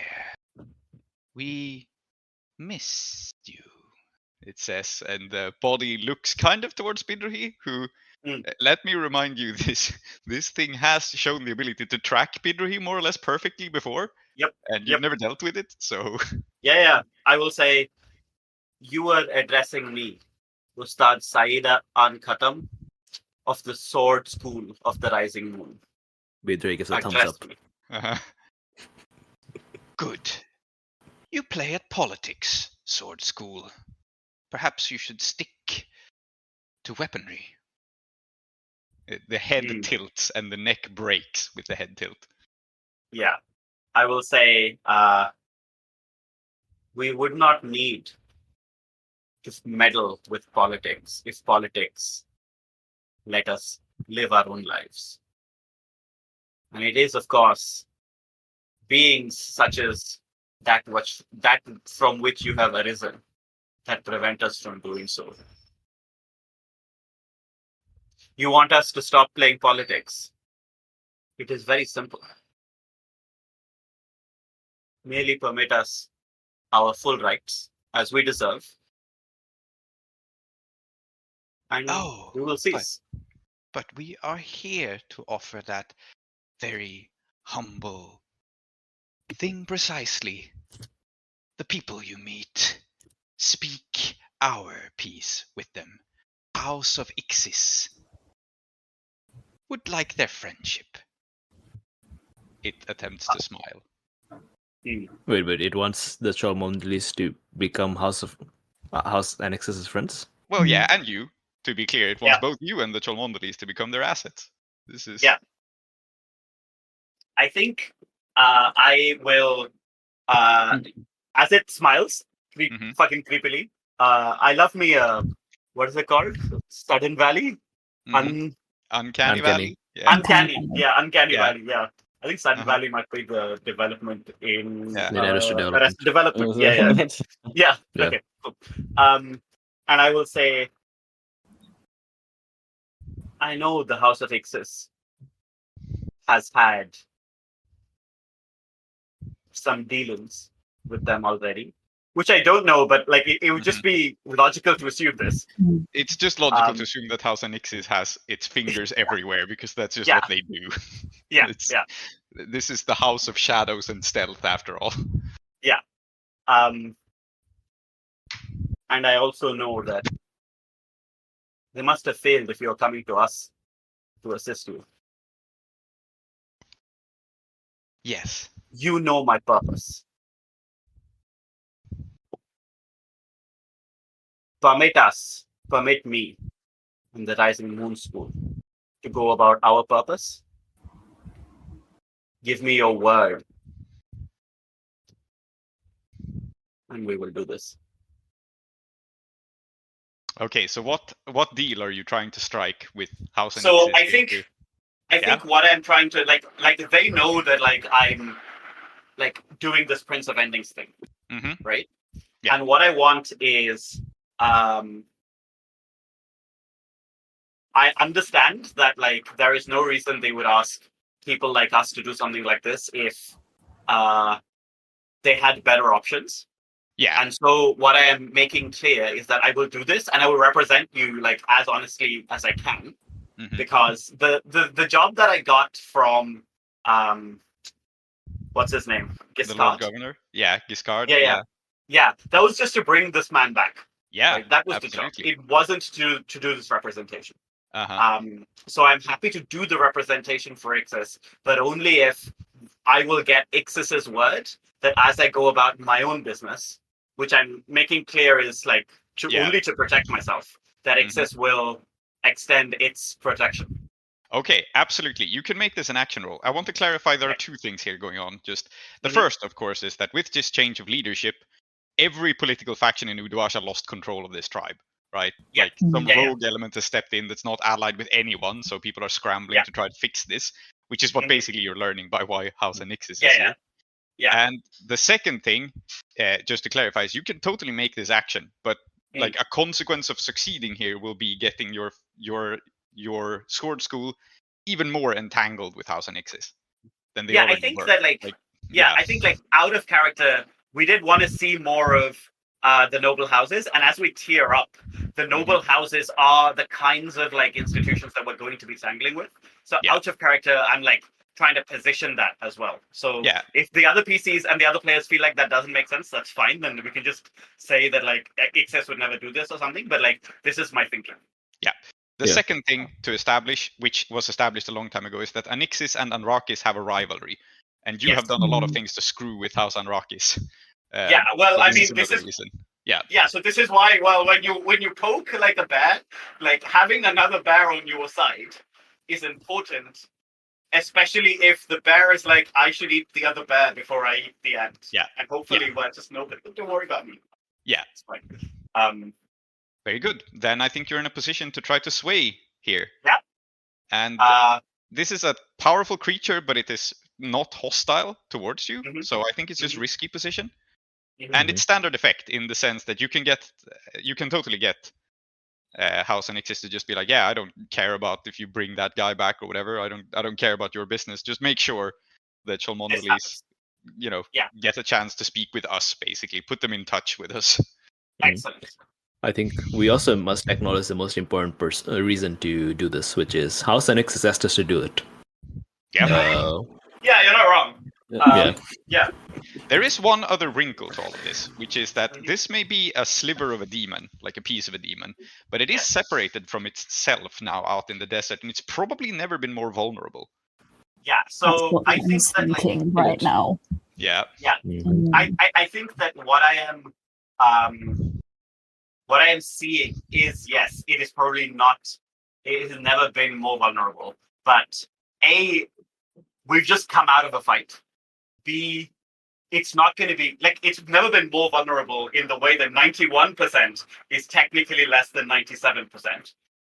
Yeah. And also see that, like, if I can impress upon it, that, like, sure, I could have made your life even more difficult, but I'm willing to work with you.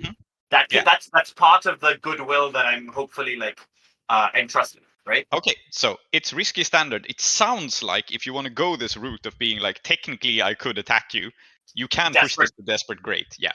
Great. Yeah. If you want to go that route. Yeah, I think desperate great works for me here. I think that's really good. Man, do I want to speak a particularly outrageous, bold-faced lie to gain increased effect? Yes. Yes. You do. Okay. Also, you're getting an assist from me. Yes, great. So in that case, what I will do is I will say, as you know, he has already arrived. He merely makes his way down to Udawasha from his birthplace. Oh shit! You were telling the bald-faced lie that the Prince of Endings is already here. Yeah. So what I'm doing is like, so basically what I'm saying is, you've already failed to stop us, right? Yeah. So really, what I'm telling you is like, be our friend, and then we can just be friends. It's fine. Okay, so what the extreme effect will be here, and this is probably not going to sound like extreme effect, but it's just because the demon princes have such absurd scale, is that all of Ixis will not believe this, but a small part of Ixis, this part of Ixis, will believe that the Prince of Endings is legitimately a demon prince. That won't mean it'll be friendly inclined towards it, but I will take what I can get, because I suspect if I can even convince one demon prince, hey man, wow, it's totally fine. Yeah, absolutely. So the extreme effect is just, it will acknowledge that the Prince of Endings is real, and it won't even be all of Ixis, just a bit of Ixis, but it will. Yeah, totally. Yeah, okay, great. What is my, how are you assisting me, Zoheb? Is it the thumbs up? No. Yeah, now you're intimidating it, yes? I'm hoping not to, because I have one die in command and 3 in sway. I will roll the command, it's fine. I think it's sway. I think Bidroy just kind of switches his robes and reveals the electroplasmic ammunition and so on. Yes. Making this. Yeah. You show off Great. that you have some weight behind you. Yeah, and this doesn't have to have like any mechanical thing in the game, but Mufik will also put his robes and show his ammunition of bananas. Yeah. Excellent. Yes. Very good. Yes. Yeah. A house of secrets. Confuse it. This is why he didn't throw it in the fire, because he knew something like this might happen. Yes. Great. I will also push myself. So I have 2 bonus dice. Okay. Desperate. And desperate extreme. Very good. I'll take the 5. I will so happily take the 5. Okay. Yeah. So the creature looks at you, and there is a sense as it like actually scans you with its supernatural senses, and you feel like a hand has been passed straight through you. Something like that. And you learn immediately that, like, because you believe so strongly in the Prince of Endings, you have convinced it. It is as simple as that. Like, it is believing now that you somehow have demon blood, Sure. Yeah. Or that you even as the entire family somehow do, because this is what Saida does. Ordinarily, I think faking this sort of thing is just impossible, but you have done it. Yeah. And perhaps it isn't even fake. Perhaps you're retroactively doing things. Yes, correct. Yeah. And the desperate consequence, unless you resist it, will be, and I will state what it is, and then we can rewind and undo it if there is a resistance roll, is it says, it like smiles, and it says, "Oh, we understand the blood now. Good. Oh. Agreement then. Fuck. And yes. We know where it is." And yeah, unless you resist it, it is going to have a bead on, most importantly, probably Moonlit and Usra. Yeah. I will resist this. Yeah. And I think the way that I will resist it is that it says I understand the blood, and I will say, you understand it as it is now. But if you seek to know the blood of the King of Beginnings, then you must first understand how his blood ends. And I think what I wanted to do is resist it by focusing it onto myself. Yep. Very good. And I'm implying basically that, like, if it sees me die, then it will really understand, right? Like me specifically. Yep. Then, yeah, it'll understand the Prince of Ends. Okay. All right. So you are drawing this. Okay, interesting. Yeah, sure. Resolve? Yeah, it sounds like a resolve resist. And to some extent here, I think, I don't think I can undo the fact that it's interested in Vidrohi, but like I want to draw some attention away from him as well, right? Like, so for me, it's not just Moonlit and Usra, but also Mushfiq and Vidrohi and Pam. Yeah. So okay, yeah. If how you want to frame it is the focus on yourself, that is absolutely fine. This is still kind of going to be a nasty consequence for you, even after resisting. But go ahead and roll. Yeah, it's going to be bad. But I rolled 4 6s. Okay. Well, so you... I rolled 4 6s, though. Yeah, okay. I understand that any number more than 2 doesn't count, but I want to make it clear that on 5 dice, I rolled 4 6s. Oh, I will make it count here. I'll give you a bonus because it's cool. So first of all, you recover stress because you crit the resistance roll. Love so this. Very that good. happens. Yeah. And second, I think you actually get what you want here. I was planning to just step this down and have this be like an Ixis is interested in you as a crew. But instead, because it's 4 6s and it's just you being fucking impressive, a second demon is now infatuated with you. Congratulations. Oh my god! Is Ixis in love with me? Oh shit! Or even if it's just a passive Ixis, that's still bad. Okay. Yeah, a part of it is. A part of it has now decided it is the twisted kind of love of which demons are capable, right? But it has now decided that your blood is irresistible bliss. Yeah. I have 2 things to say. The first is an incredible time to not have Samum around me. You know, when one toxic partner isn't around, is the best time to attract another, right? Good. The second is that one of my cousins has like, this was like 10 years ago, and it's problematic, but I think it's very funny that, like, he had something that he calls the goalkeeper theory, which is that, like, you can hit on somebody, and just because, like, there's a goalkeeper in front of the goal doesn't mean you can't score. And I think what the Pacifics is doing is definitely, like, avoiding Samum, of whom I'm sure they're aware. Yeah. So yes, I mean, this is beyond toxic. This is a literal demon aspect of a parasite that is now obsessed with you. So that's fun. Great. Why is it a theory to hit on someone who's taken? What? It's because when we were between the ages of 20 and 23, we tried really hard to convince each other that we were really smart, that we weren't. I have a theory that ice cream is nice. You would be wrong. Next. Very good. Okay, great, fantastic. Yeah, so a lot of weird shit happens at once, but yes, Saida manages to accomplish some persuasion here. And I have increased your faction status with House and Ixis to +1. You didn't do the last job they asked you to do, but they are now convinced enough that you are useful assets. So I love this. I think this is great. I think this is fantastic. And as this occurs, I merely bow. Not so deep as a servant might to its master, but as a colleague might to a superior. Yeah. And I will just say, in that case, we will make our way to the Cholmondoleys. Good, it says.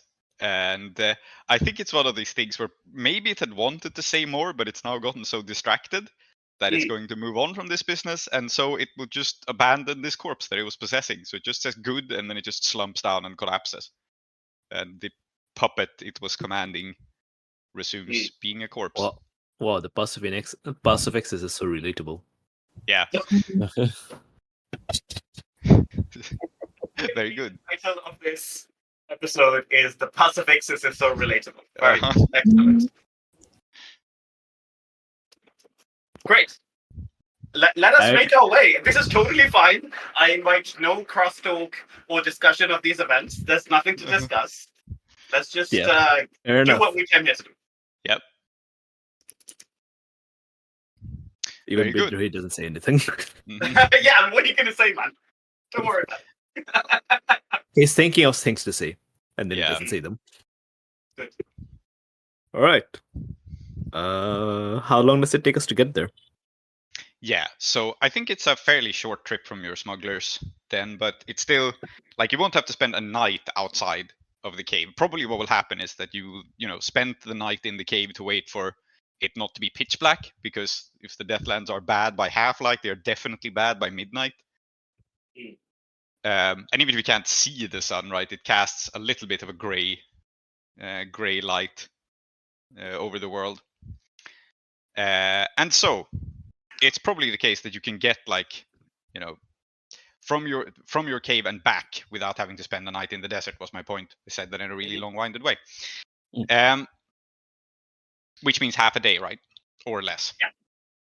Yeah. So how are you going about this? Are you just kind of openly riding in that direction, pretending to be the Giselchis on their camels, or? No, we don't have to be pretending to be the Giselchis. We're literally the party from the Lord Governor for Dwasha. Yeah. Because neither Darsha nor the Cholmondoleys know who's coming, do they? No, they don't. No. So. Also, we are literally this isn't even a lie. Yeah. Yes. It just speaks to our paranoia that even though we are not lying, we're really worried that they will somehow mistake us for something else. Yeah. So I think you ride up and you will find the camp of these people, and they are at high elevation in one of the safe zones of the Deathlands. How the desert nomads survive out here in the desert is that they know very well which areas are safe and which ones are not. And so it's a relative term, of course, but yeah, they are up or elevated on a height. They have tents against the wind. They are not nearby any kind of oasis at the moment, so this is very likely just a temporary settlement. They can't stay here for long, just until supplies start to run low, but they know where to get water. And I assume that it's not just the case that we ride into their camp, that they spot us from miles away and send outriders ahead, whom we have exactly. stated our business to. They would do precisely that sort of thing. But I think the other thing that is notable is that they have picked this spot for a reason, right? If you're not near an oasis, you're making a camp somewhere else for some reason. And there is a rock formation behind them, which is just like a tall, weird, rising, almost like a spire. A rock formation that is not a tower or a straight spire, but some sort of column or pillar that rises up from the ground. It looks very jagged and probably quite easy to climb. And the two things you realize are, one, this probably has some sort of religious significance, and two, there are people on top of it. So they have people in high position as well, and these people have ranged weapons. I ask our outrider, hey, does that thing have religious significance, and do you have people on top of it? Wait, sorry, who are you asking this? Oh yeah, the person who approaches you. Yeah. Absolutely. So And the outrider is very heavily veiled and dressed in protective clothes and looks in surprise at Bidruhi and just says, "Yeah." What's the significance?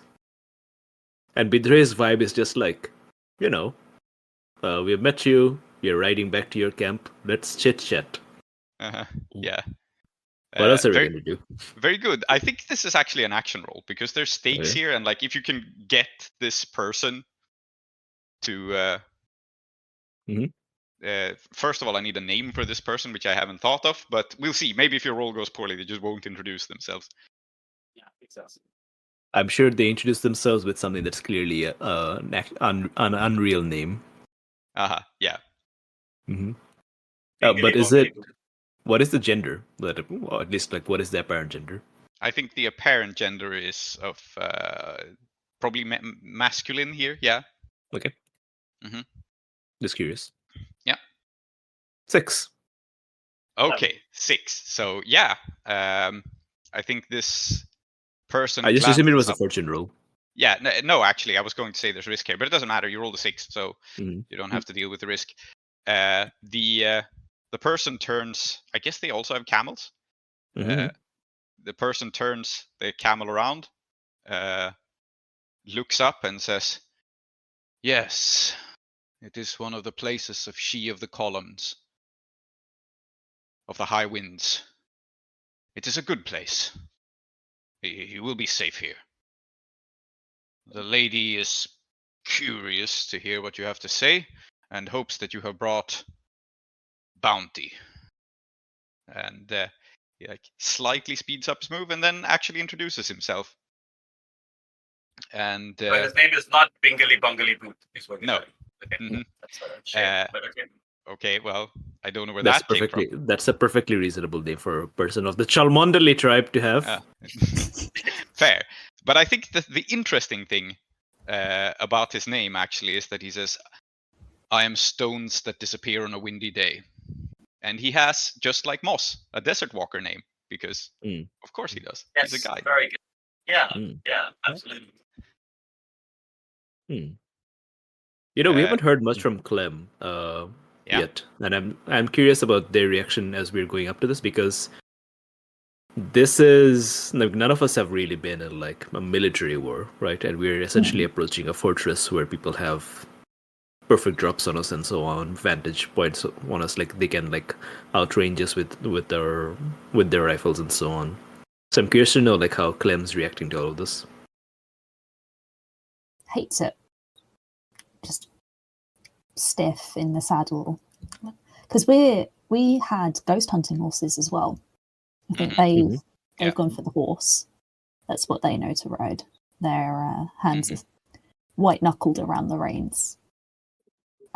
They've decided to take the they're bringing that up the back. Are you also carrying one of the Giselles? No, I'm not going to. Interesting. Yeah. So as you come close to the camp, I think it will become clear like two things. This is obviously not the entire people that are here. This is some sort of like detachment. They have sent people away for this diplomatic meeting of some sort, because you probably don't want all of your people here. Probably the majority of them are at some kind of oasis because it's just better, right?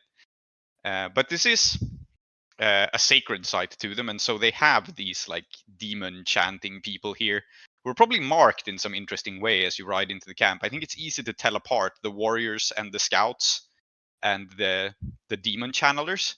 So Clem, why don't you detail this? What marks a demon channeler of this tribe that Omid would have told you about? I think there's this faraway look in their eyes. They aren't seeing physically. They see right, through. So it's not like clothes or something. You just see it in their eyes. Yeah. It's as if they're wearing a spirit mask without wearing a spirit mask. Yeah, that's they very see cool. Through the ghost field. But I do also have a suggestion for something they could be wearing, if it's all right. Yeah. It's not clothing. They have those gigantic, like, big hooped earrings that you put inside your ears, and then your ears just kind of, your earlobes just go gigantic around them. Yeah. Yeah. And that's where, and the wind whistles through them. Yeah. Very cool. So these people are sitting around, and it seems there are a lot of them present, sitting around in some sort of silent meditation. Most of them barely react to your approach. And then there are a few more outrider and warrior type, like stones disappear on a windy day, that guided you here. And I mean, there's no reason for you not to be taken straight to the lady. However, I think this is an interesting question that wouldn't be entirely up to your characters, but I will pose it to the group because possibly you could influence this. Are you going to go here negotiating as warriors, which is to say outside, still armed, on your horses, or are you going to disarm and speak inside the tent? I think I'm in favor of disarming, I think, for the time being. Yeah. I think what is going to happen, if you choose to do that, is that like the negotiation situation will be less tense, but everyone kind of has to be on light load because you're leaving everything else on the horses. That makes sense. That makes sense.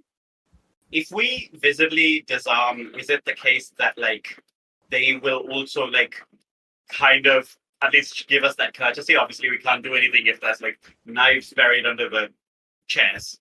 But oh yeah, no, this is the idea, right? If you step into the tent like visibly disarmed, then the lady's not going to bother to put on her own war gear and come outside and shit. She's just going to kind of be hanging out in there. Okay, yeah, that makes sense to me. I think. Also, we have rigging, so yeah, you can still hide weapons on you if you want. Very good. Well, rigging doesn't let you hide things. Oh, okay. Yeah. For me, the rigging is that I could hide the sash underneath my shirt.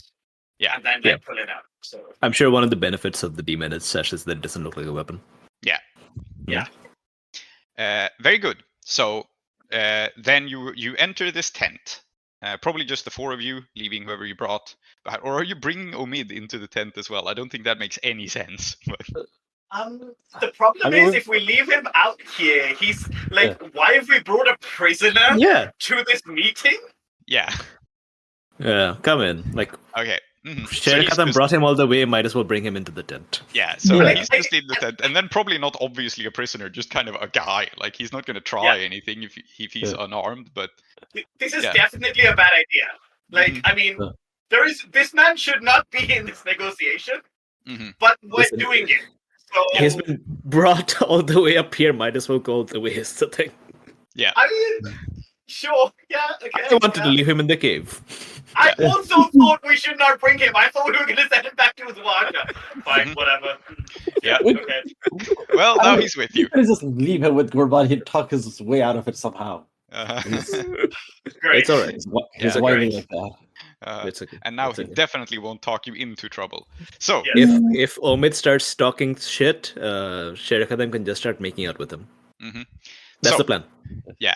Okay. That's good. I think he was not lying about Lady Jabal being smoking hot, and I think she's smoking hot in the naturally, like, incredibly athletic way of someone who lives a life on the move. Yeah. So she's quite tall. She's muscular. And she's ripped. Yeah. Absolutely. She's ripped. She has like these very like handsome, beautiful facial features. And I think coming inside the tent too, you can see some of her muscles because she's like sleeveless and sitting down. The other thing that is notable is that she is wearing makeup, which she probably does not usually do. Whether that's for the negotiation or for some other reason, but it stands out. She has like decorated her face and probably her like arms and hands too. It makes sense. They must have spyglasses. They saw that there's a really hot guy approaching. Yeah. Fair enough. Yeah, that's what it was. Yes. So Bidre is just nodding in the way that you nod when you see a beautiful sunset. And I imagine, and I'm really interested to see the look on Clem's face as well. Yeah, sorry. I do want to clarify. Do you nod when you see a beautiful sunset? It's like, You Sure, why don't? not? Interesting. Okay. You don't nod to go, yes, the beauty of nature, to acknowledge the great planet that we live on. Like a little stoic nod, I see. Yeah. Okay. I'm learning so much. Yeah. I think I'm more of a, eyes wide, mesmerized kind of guy when I see the beauty of nature rather than, oh yes, the brushstrokes here are quite intricate. Yeah, I normally just say, hello there, old fellow, and then move on. Of course. Mm-hmm. Mm-hmm. Yes. Anyway, Mm-hmm. you come into the tent, and she says, rather bluntly, I think she looks you over, and she says, I am Lady Jabal of the Cholmondoleys. You bring heavy laden camels. What is it? Is it good? The tribute? I am Saida An Khatam, once of the village of Khatam and lately of Udwasha. With me, I bring the other members of the Rising Moon Sword School. And then I'll introduce everyone. So I will say Mushfiq salutes.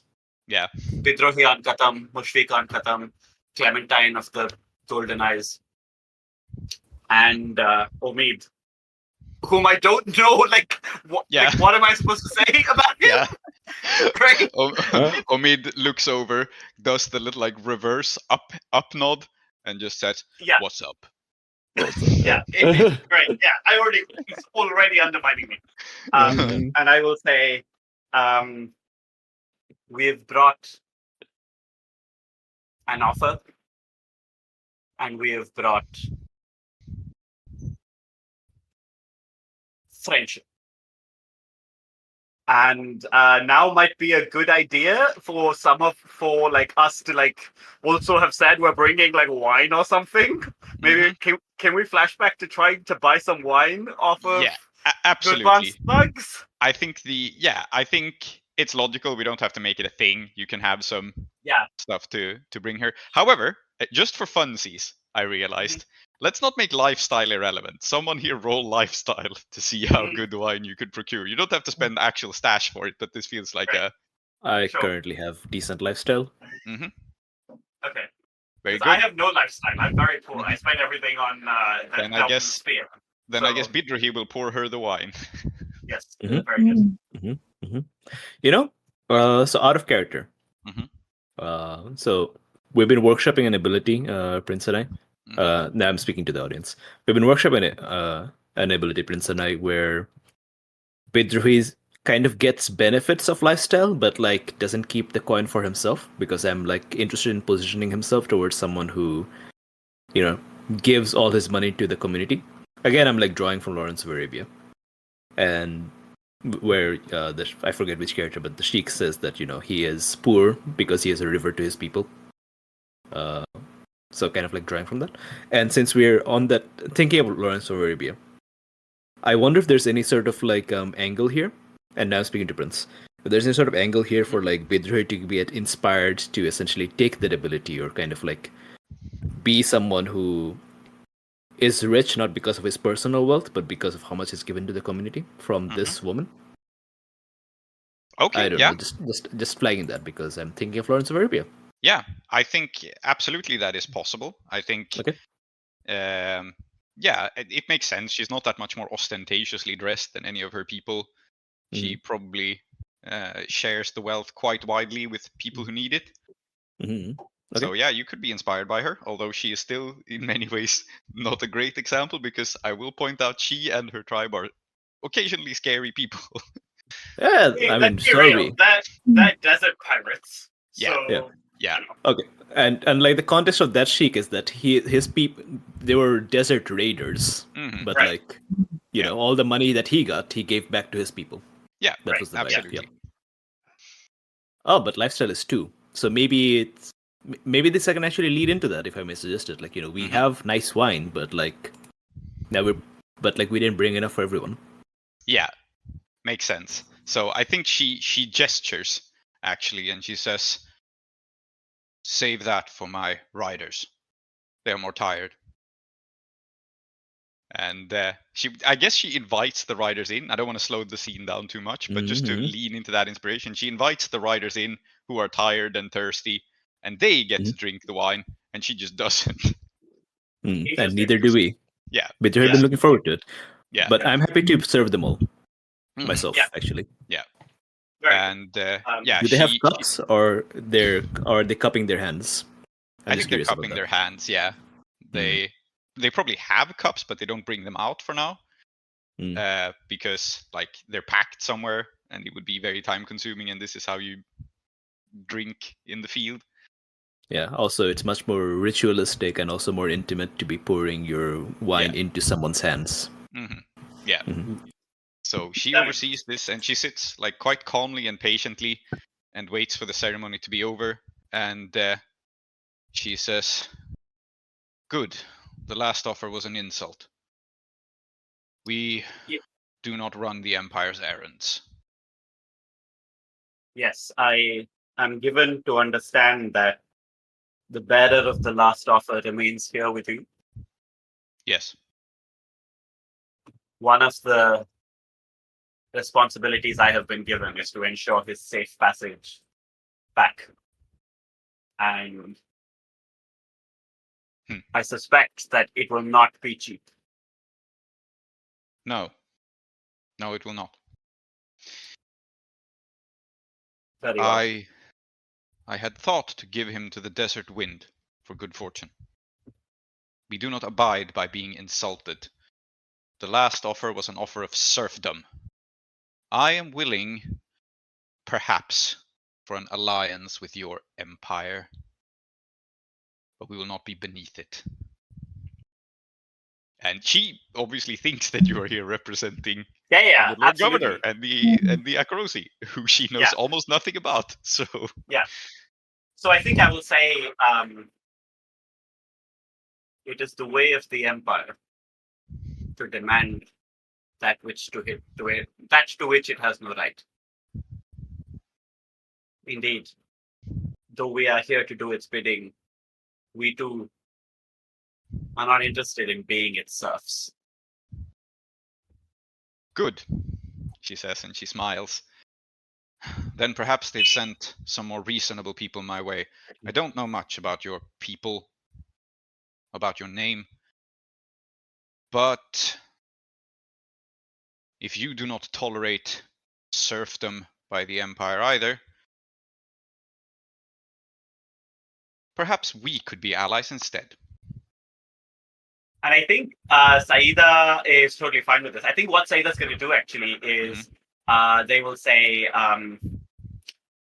Can we get into a group huddle? Indeed. I will say, if it is acceptable to you, I believe we are connected in one other way, but it would require the introduction of some chaos into your tent. She eyes you skeptically, and I think, you will have to persuade her again here. Yeah, that's fine. What I will do is I unwrap my sash. And I guess this is the risk to this action roll also, is that like I'm revealing that it's a weapon now. Yeah. I'm just going to mark the sash as lowered. So we have... Oh, no, this is free, so that's fine. But yeah, I'm on that. And I will say, Samum, the wind of the desert, is known to me, is dear to me. And I understand if you do not believe this, so I would, with your permission, summon him, that he might himself present this truth to you. Okay, so it seems to me we can spin this two ways. Either this can be an attune to show off your... you can suggest other ways, because that's always how it goes in Blade. You can always suggest actions. But to me, it sounds like it's either some sort of sway or consort to persuade her, or it's a straight-up attune to show off your magical prowess. Yeah, I think I want it to be... I think it should be a consort, because it's consort with connections with your friends or rivals. And Samu is one of my friends or rivals. I don't know which one he is, but at least he's one of them, right? Yes. So I think consort here should at least give me either better effect or like a different kind of like fictional positioning. Absolutely. Right? So I'll call it a consort is a risky standard here, I think. Yeah. Like there is some risk involved, but you can also get what you want, which is, I guess, respect in her eyes as someone who... Yeah, that's what I really want. Yeah. Yeah. And the other thing is, I think that speaking out of character, it might be interesting if there is some dual or some like ritual violence here to establish our like our position, because I know that like the last half of this score was just absolute carnage, but as Zoheb has been saying, we are brothers, so it might be like interesting to like see that. But I'm just like pointing that out. Absolutely, that can be an outcome of a success here. Then you introduce some chaos and you introduce this possibility. Yeah, I would love to duel someone, either the hot lady or Dirta. Yeah, and we will find out why and what this will do for us after the duel. Yes. So in this case, I'm definitely speaking Samu's name for my own purposes, so I will get 1 die from that, and I'm pushing myself for a die. Okay. So it's consort risky standard. Yeah. Absolutely, and standard will mean respect in her eyes. In fact, we'll start a clock. I think this is what makes sense. That makes sense. So I will call it a let's call it a 6 clock, not to make it too long. But I don't think it's a 4 clock. Just called like befriending the Cholmondoleys. Yeah, this is like ideally a +1 faction status with them. Right? Yeah. Like plus into plus. I also think it's a good opportunity for someone to assist, but you have already rolled. Sorry, I already rolled. Okay, that is a 6. Well, it is a 6. Yeah. Yeah.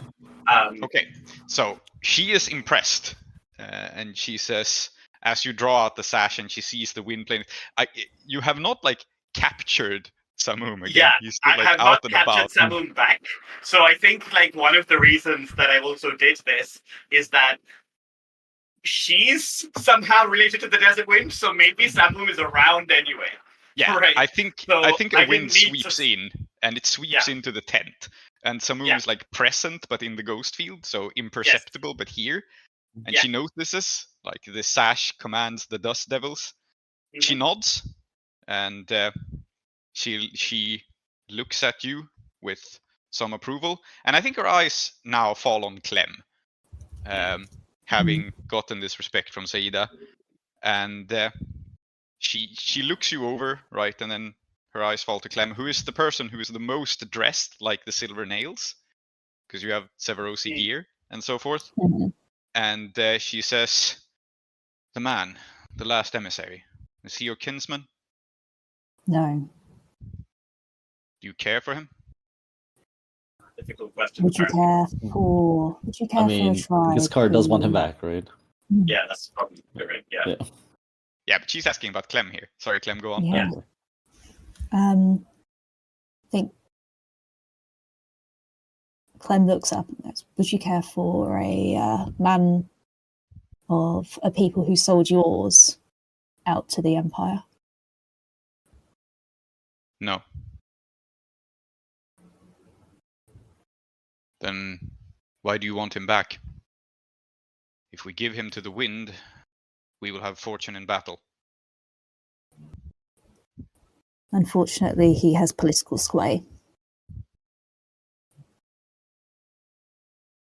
I would happily see him staked out, but his crimes are not that of his kin. Well, he is staked out. We have him tied up atop the column.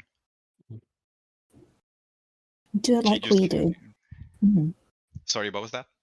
Yeah, I think Clem France goes, you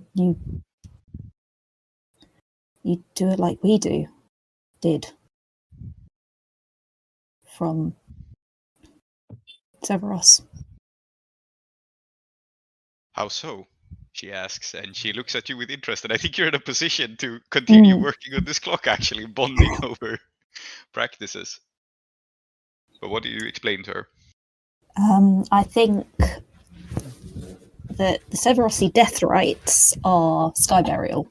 Ah, yes. So, yeah, what? they're kind of sky burying him before he's sky burial. He's dead, in this case. But, like, he's alive, but... he will soon be dead. Yeah. Very good. I think if you want, you can make this an action roll to attempt to consort with her and progress this clock or something else.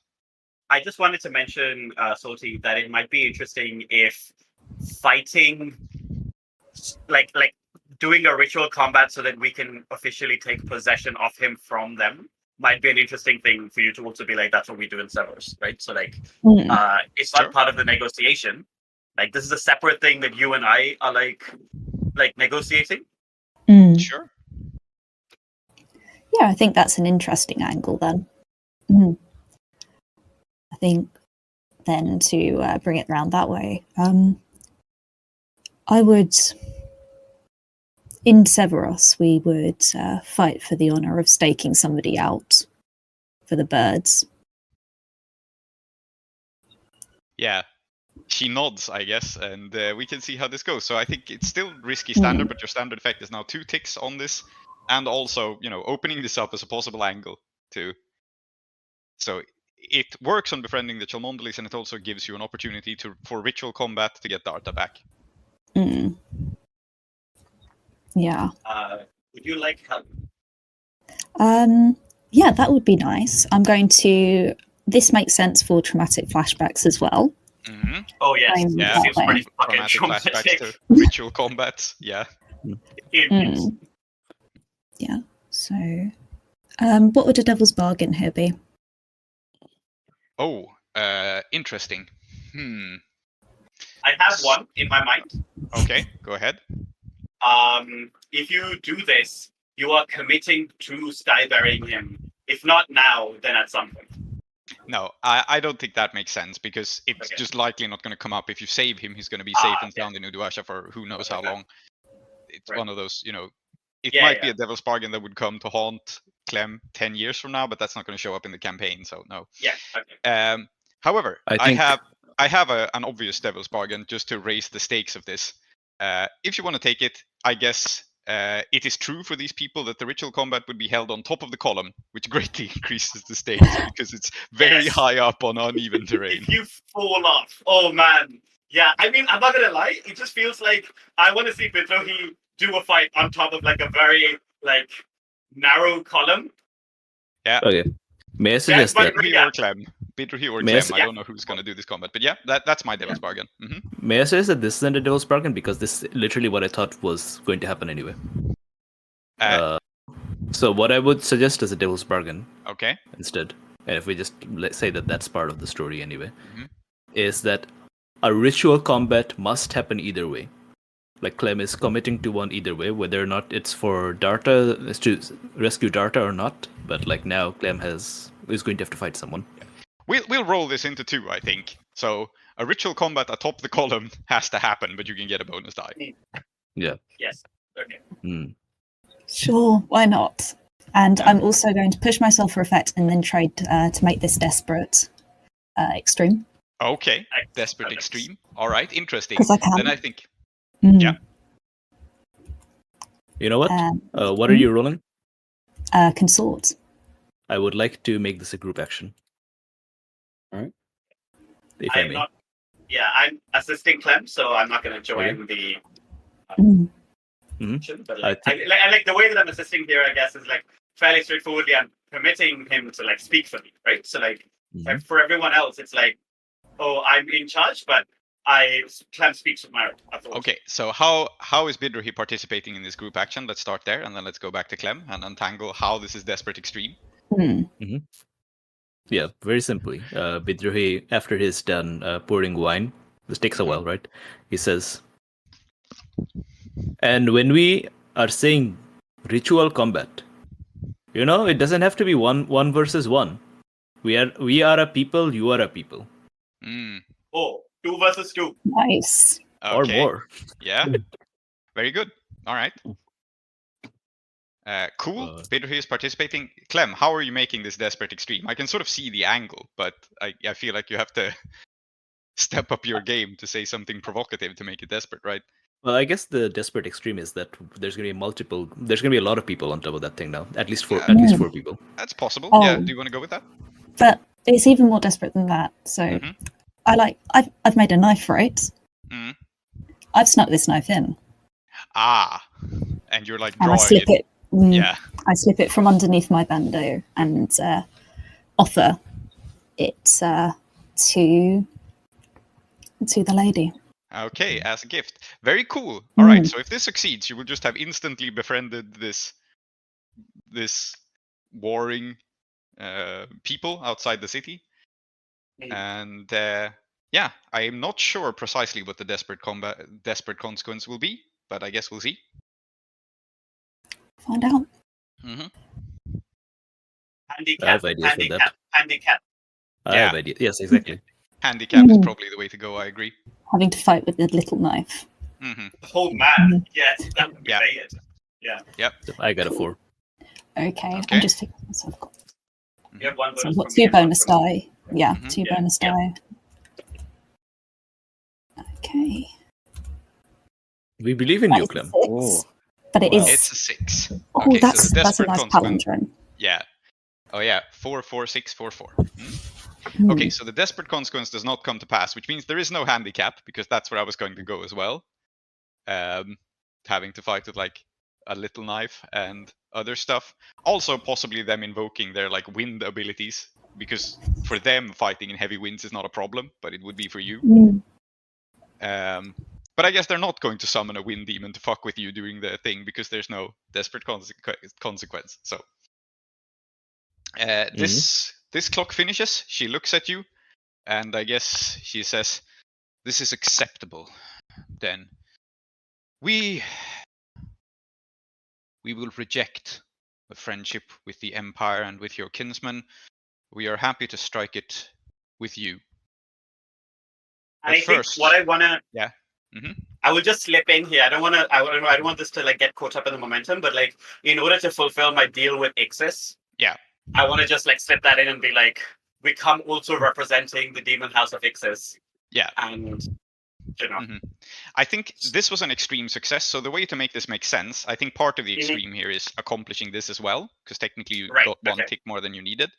And I think the way to make sense of this is that she looks at you and just kind of accepts this as like, yeah, of course, in the city, everyone serves a demon prince. It's kind of wimpy, it's kind of lame, but that's just how it works. So, okay, that's yours. I don't give a shit, but fine. Okay, you know. So she sort of acknowledges that an alliance with you is an alliance with Ixis because you are their pawns. That's fine. No one gets away from the demon houses in the city. And okay, good. And it doesn't decrease her respect for us. Which is it kind of neither decreases nor increases it, I think, because she thinks it's kind of lame, but she also accepts that this is just the way of city folks. Yeah. Right. Anyway, okay. Where were we? Yeah, very good. She rises up and she says, "Very well, you may fight us for him, and once that is done, we will discuss friendship." And I think this is a good place to take a break. Yes. Cool. Here close the doors to the House of Endings. Those who dwell within are Zoheb, called Klow, Aadiyat, called Soap, Symmetry, called Tree, and Salty. I have been Prince, your host. Our city of Uduasha is based on Blades in the Dark by John Harper and Evil Hat Productions, with special thanks to Johnstone Metzger. Follow us on Twitter or support us on kofi.com/desperateattune. If you want to engage further with us, we also have a Patreon at patreon.com/desperateattune, where you will get our newsletter, extra content, and updates from Uduasha.